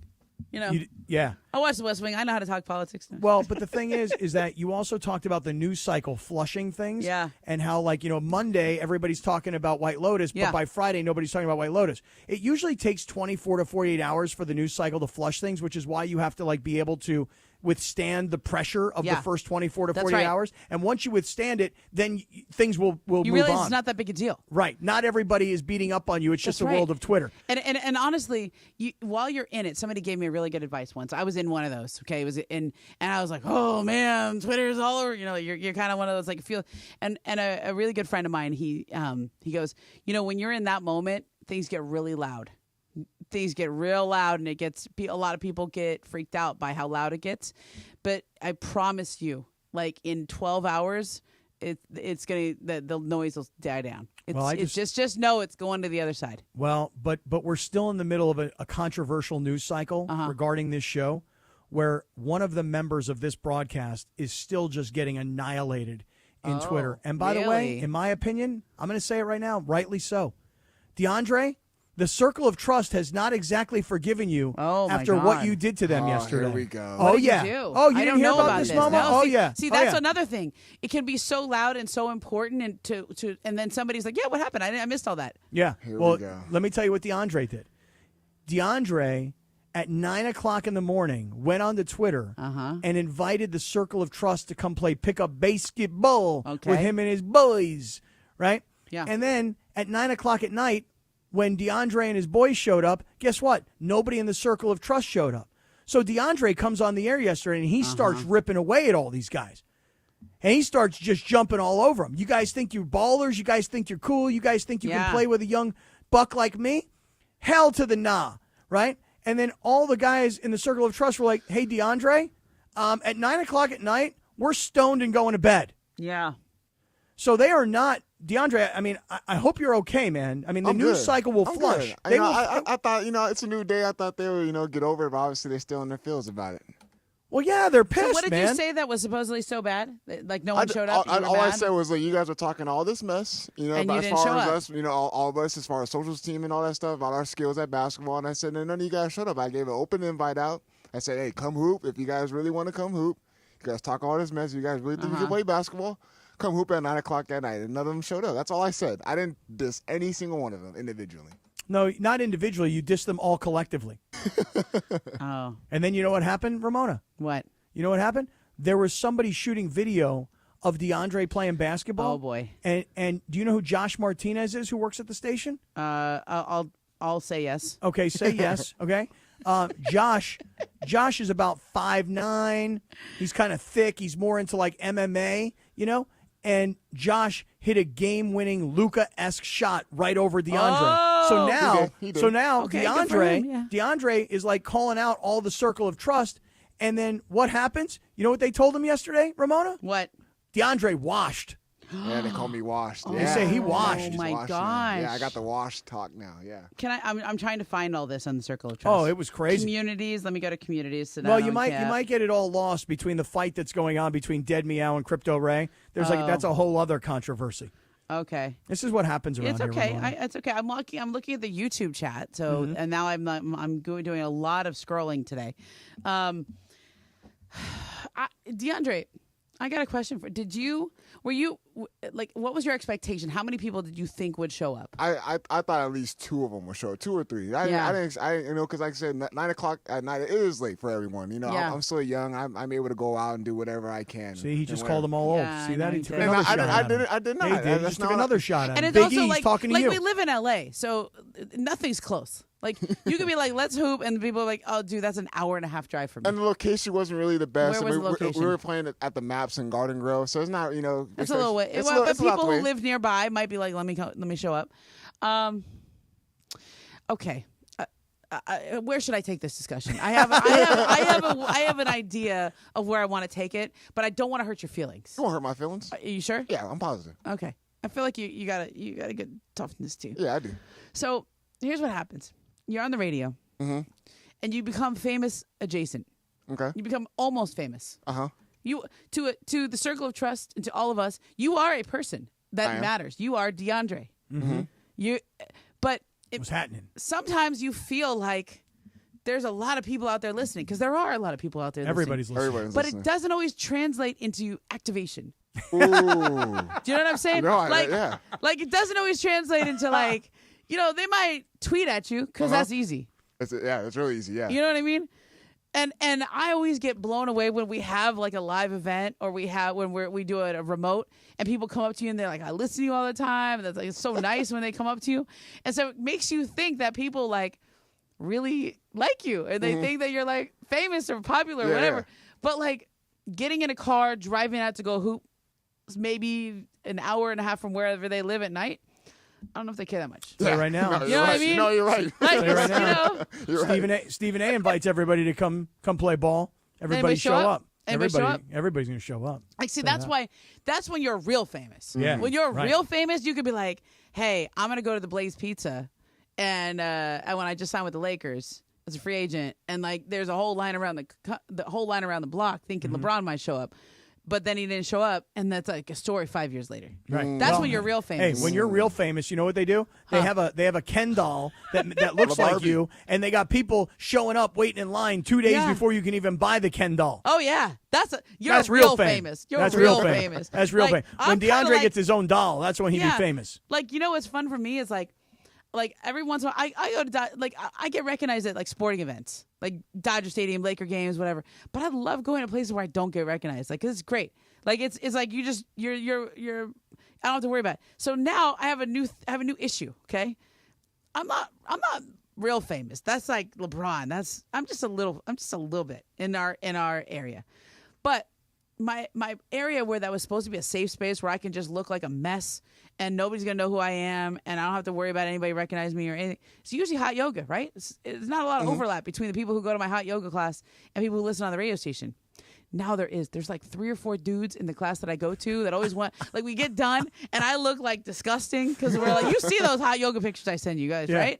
I mean, I always look terrible, like and these guys come up to me afterwards like, hey, what do you think about the game tomorrow night? I'm like, oh, are we doing this now? Like the other day I was in there at 9 o'clock. That's when Taylor Jenkins got fired, and this guy broke to me. He goes, hey, did you see the Memphis coach got fired? I was like, no, when that happened? And so then the other day, I guess somebody he's friends with, he must have told them like I broke the Memphis story to MoMo, and now that's like in his group chat because I was at hot yoga and I missed it. It like happened at night, like literally right in the middle of the class, and I was like, oh no, like this is the area where I'm not. Right, he now thinks he's more informed than you are. I know, and now I can't like be disgusting in my class. I mean, I guess I can, but get showered and do your hair, make it up. I don't up. want anyone to know who I am. Like that's better.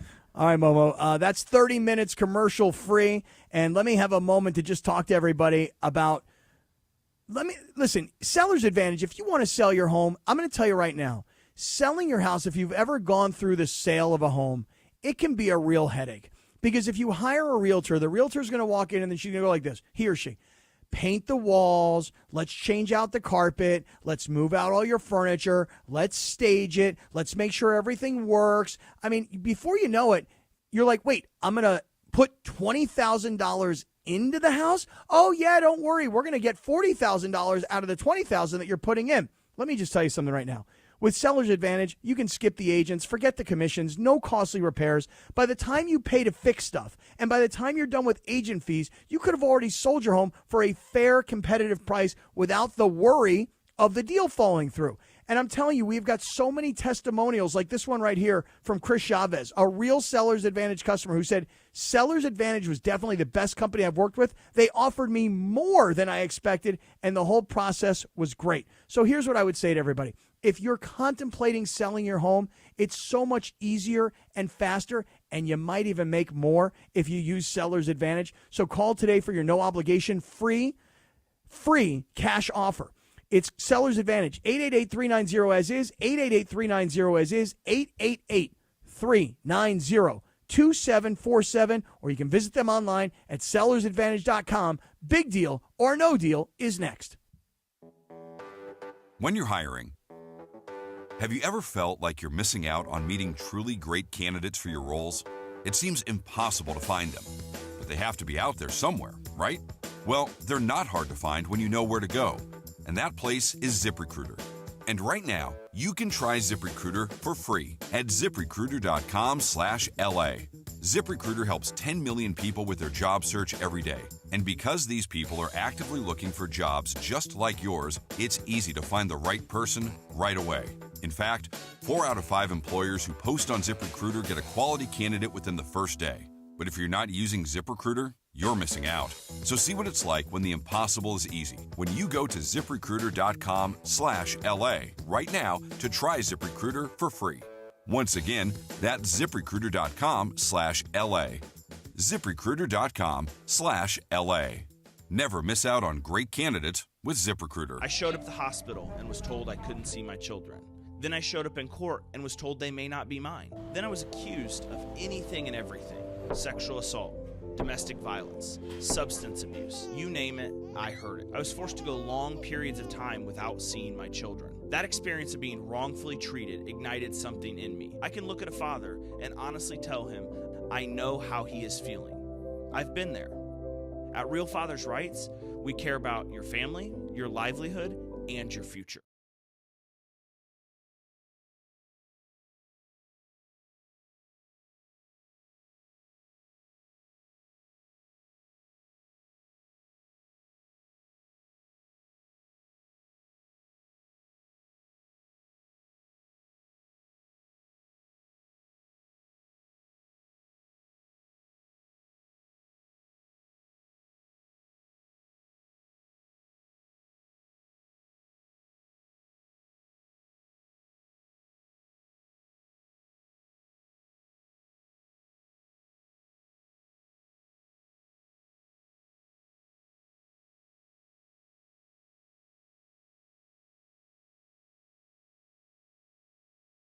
They're focused on your needs, and they're the most knowledgeable people when it comes to getting you into the right Subaru. Ocean Subaru, 1100 South Euclid in Fullerton, just off the 91 freeway. Go to OceanSubaruOC.com. That's OceanSubaruOC.com. Ocean Subaru of Fullerton, where every journey starts with love. This PGA Tour moment is brought to you by True Green. After eagling 15 in a final round of the 1986 Masters, Jack Nicklaus realized he could win for the first time. He sat at 16 with a 5-iron in hand and 175 yards to the hole. With a ball in flight, his son caddying for him said, "Be right." Jack responded, "It is," and it landed 3 feet from the hole. Jack made birdie and went on to win his 6th and final Masters.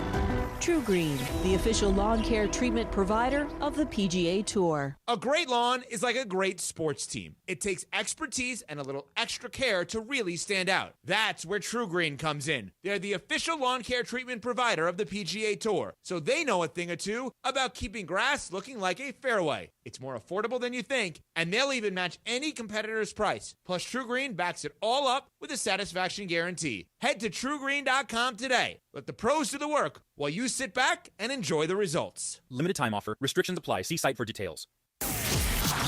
This is Sedano and Kap on 710. Yeah. Sedano and Kap continues. Not really. Right now. It is Sedano and Kap. Ramona is in for Sedano. And Monday, when you would expect George to come back, we are all taking the show to south. we're going to be in SeaWorld. We got everybody coming, too. Lindsay Baseball's coming, Morales, Steffa, Bergie, Mean Gene. I mean, we got the whole mishbucha moving it all down. You gonna have on a Seder? Monday. You gonna have a Seder there Sunday night? I don't know if we're going to have a Seder there Sunday night, but that's kind of why I couldn't be with everybody on Sunday night, you know? Yeah. Because the holiday's going to start. So I'm Shabbat doing a Shalom. Seder tomorrow. I'm doing one. A big one? Like 16 people. Not at my house. I'm doing it at my cousin Karen's house. She's doing stuff. I'm doing stuff. So like in the morning, I'm gonna get up and I'm gonna make some chicken and rice dish that I do, and then I'm gonna do some mac and cheese for the kids. I gotta make charoset. Charoset. Charoset. You know what? Do you know what? Charoset. Oh, there it is. I got it. You know I what got it the sounds CH. like? It sounds kind of like It's actually good. The horse. Right. That's kind of what it sounds like. The Right? Charoset. The charoset. It is chopped up apples and walnuts and grape juice and Delish. raisins and stuff. It's good. Yeah. It's supposed I to know, be the mortar on the matzah and the, I told my symbolic son, and stuff. I said to my son, I go, listen to me. Yeah. I go, it's just you and me, pal. I mean, daughters are scattered around the country and they're in college. My parents are out in, Florida, darling. Yeah. And so I'm like, it's you and me. You are in charge of our Passover Seder tomorrow night, the two of us. Oh. So that usually means we're going to go to like the one Jewish deli that's close by. You know what I mean? And we're just Are going to order. you going to do the 4 questions? Manish Tanah, Halayla Hazeh. Of course. Yeah. Are you still the youngest? No, my son is the youngest. He's going to have to do the 4 questions. So that's what happens is that you get to be the youngest, and then you're forever the youngest. Like like I was the youngest for a while, then it passed to my brother, then it passed to my cousin Michael, and he's been the youngest. He's like 40 now. Like he's still the youngest. My kids are not old enough yet, so like pretty soon we're gonna hand it off. But like Danny's only 6, he's a little young. Pretty soon he's gonna be the youngest. All right, Lindsay Baseball, big deal or no deal, abbreviated version. What do you say? Well, since we're like super behind. Are we? We got it. Doesn't Is that matter. me? It's Is that my Friday. fault? It's Or is that no, Cal's it's my fault. It's just, It's my we fault. usually do this by the end of the week. We kind of get to that point where, it's 5:45 and here Yeah. we are. So I'm going to, instead of doing a big deal or no deal, I'm going to tell you guys that, what I'm going to tell you is a big deal, okay? Yeah. It's a Cosm Ticket Friday. So that's a big deal. And you can party with the LA Kings at Cosm Los Angeles this Monday. All you have to do is call 877-710-ESPN right now and be caller number 7, and you'll win 4 tickets to the Kings vs. Oilers watch party on Monday, April 14th at 6:30 at Cosm. Okay. Limited tickets available through Cosm.com or the Cosm mobile app. Call now, 877-710-ESPN for your chance to win. I still haven't even been to Cosm yet. Neither. We all need to go. I haven't Team either. building. I know. Oh, Mace, it's awesome. Mace gives I've me been such there. a hard time every time. Yeah, and I, we were at Hollywood Park Casino earlier this week, and so what a complex that has become between SoFi and Hollywood Park Casino, and the Intuit Dome and Cosm and the Forum. I mean, it's just so incredible how that whole area has been transformed. And I used to go there all the time back in the day, Momo. Yeah. At Hollywood Park, the horse racing track. I used to be there a lot, and so to see what the horse. That's right. That's exactly right. Charoset. You got that? And did I give you enough of a drop there? No. Yeah. It's really good. It sounds terrible. No, but it's great. But it tastes good. It's Yeah. like a sweet apple salad. But the apples have to be chopped up into they got to They're be minced. diced They're really minced. small, Yeah. right? Put them in Really the blender. small. It's okay. Right. That's a good idea. Yeah. That's a good idea.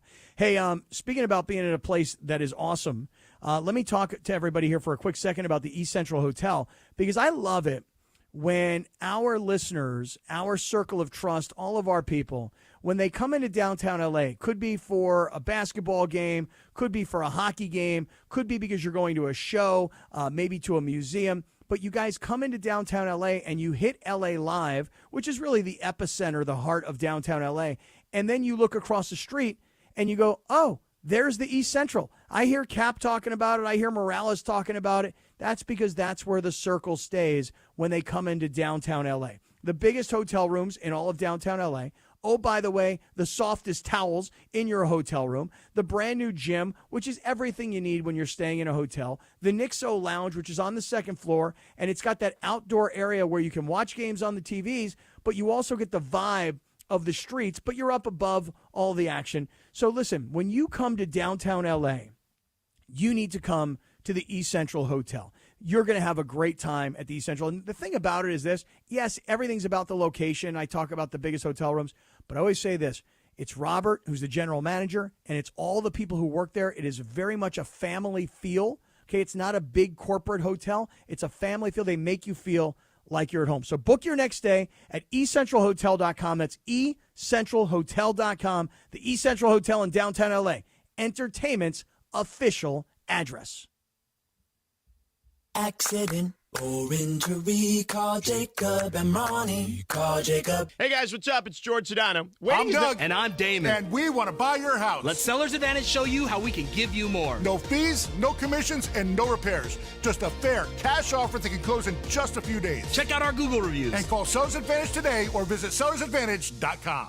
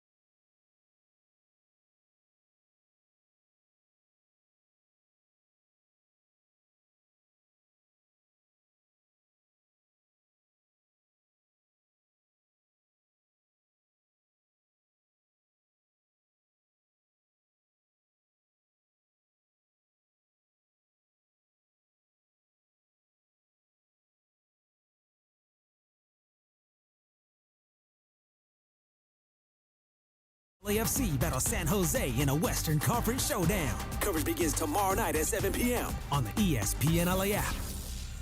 Hey guys, it's Cap. Here's the scenario. Your home is flooded and the damage is severe. Now it feels like your insurance company is turning on you. They won't approve a replacement living arrangement and the adjuster leaves you in the lurch. Take a breath and call Avner Gatt, one of Southern California's largest public adjuster firms.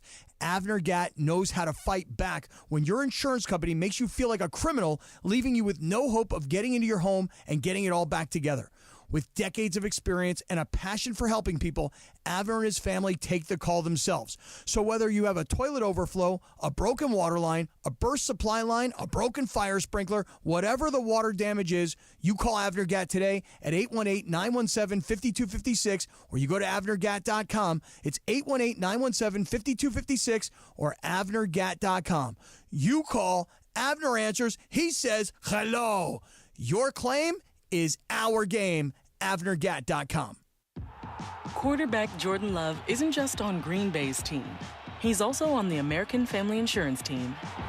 Because like us, he believes in dreaming fearlessly. Just chase your dreams and don't let nobody hold you back. And we help protect those dreams with the right coverage so you can dream fearlessly. American Family Insurance. Get a quote and find an agent at amfam.com. Products not available in every state. American Family Mutual Insurance Company, SI, and its operating company, 6000 American Parkway, Madison, Wisconsin. Get in the zone, AutoZone. Welcome to AutoZone. What are you working on today? I need new rotors. When you buy 2 Duralast rotors during our spring sale, you get Duralast brake pads free. Free? With the rotors. Well, that's great. What if I need extra stopping power? You can upgrade to Duralast Gold pads for just $10. So Duralast pads are free? Yep. And an upgrade is just $10? That's right. Part of the spring sale at AutoZone. Get in the zone, AutoZone. Restrictions apply. Robinhood Gold members can now enjoy the VIP treatment, receiving a 3% IRA match on retirement contributions. A very handsome reward indeed. With Robinhood Gold, your annual IRA contributions are boosted by 3%. Plus, you also get 4% APY on your cash and non-retirement accounts. That's over 8 times the national savings average. The perks of the high net worth are now available for any net worth. The new gold standard is here with Robinhood Gold. To receive a 3% IRA boost on annual contributions, sign up at robinhood.com/gold. Investing involves risk. Rates subject to change. 3% match requires Robinhood Gold at $5 a month for 1 year from first match. Must keep funds in IRA for 5 years. Go to robinhood.com/boost. Over 8 times the national average savings account interest rate claim is based on data from the FDIC as of November 18th, 2024. Robinhood Financial LLC member SIPC. Gold membership is offered by Robinhood Gold LLC.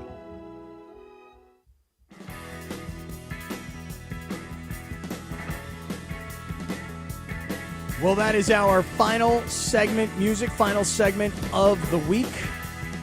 Monday we will be at SeaWorld San Diego. I have no idea what's going to happen there. My guess is Morales takes off his shirt and jumps into the water with, like, big giant fish, I think. Is Shamu still there? Is Shamu still there? I don't know if he's still there or she's still there, but I'll find out on Monday and I'll get back to you on that. Yeah. You going to swim with the fishes? Morales may I just swim wanted with the to. fishes. I know. no, he almost did. He did. He almost swam with the fishes. Yeah, he almost did. I don't know if you heard about that. He almost died. I heard about it 25 times during our show. Yeah. I kept count. Did he tell you that? Right, I was there. Was that in good taste? It was in great taste. Oh, he would love it. Yeah. Okay. Momo, I was thinking about getting T-shirts made for everybody at the station that says F and then like an asterisk and like another symbol and then a K, like and then I get underneath it would say sodium, so like F sodium, because now that he can't have any sodium. Yeah. You know what the we problem can do is? better than that. That's almost funny. It's not quite funny. It's not fun. How about just F sodium? No, not that either. Not quite. All right, something with sodium. Something that says we're anti-sodium around here. A no sodium zone? No sodium. Yeah, that could be better. How about a salt shaker with a big red circle around it with a line through the middle of it? Yeah, but I think this is part of the bit is not the funniest part of the bit. Oh, what is? That he almost died. Oh. So then how about if we get like a picture of him on like life support, you know what I mean? Like something like that? I think that's too literal. Too much. Huh? I think it's maybe you just... No obligation offer or visit sellersadvantage.com. Momo, I'm going to make this pretty easy for you here. Okay. Did you hear about the golfer that had to go pee when he was playing in the Masters? So he just peed in Rays Creek today? The thing is, I can't figure it out. What? You're a pro golfer.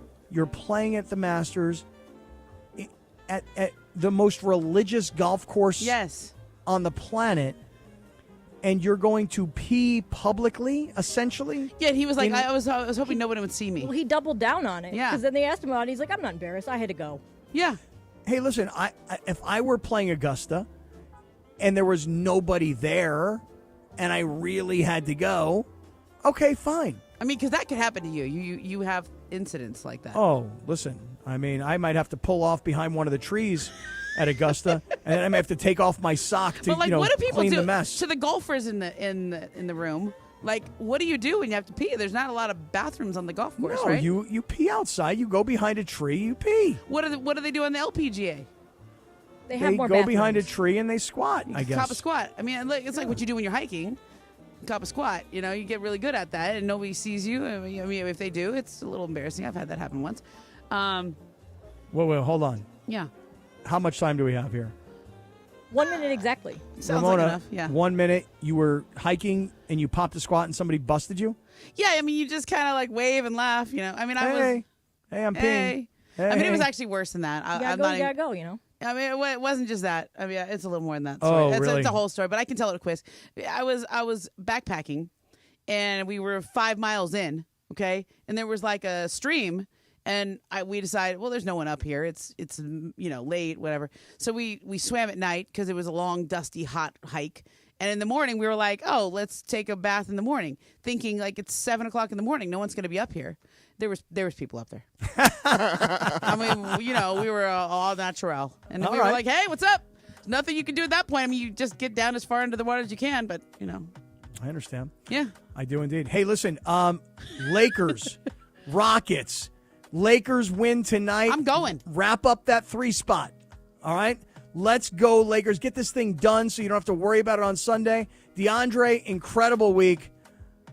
Lindsay baseball / Lindsay golf, phenomenal.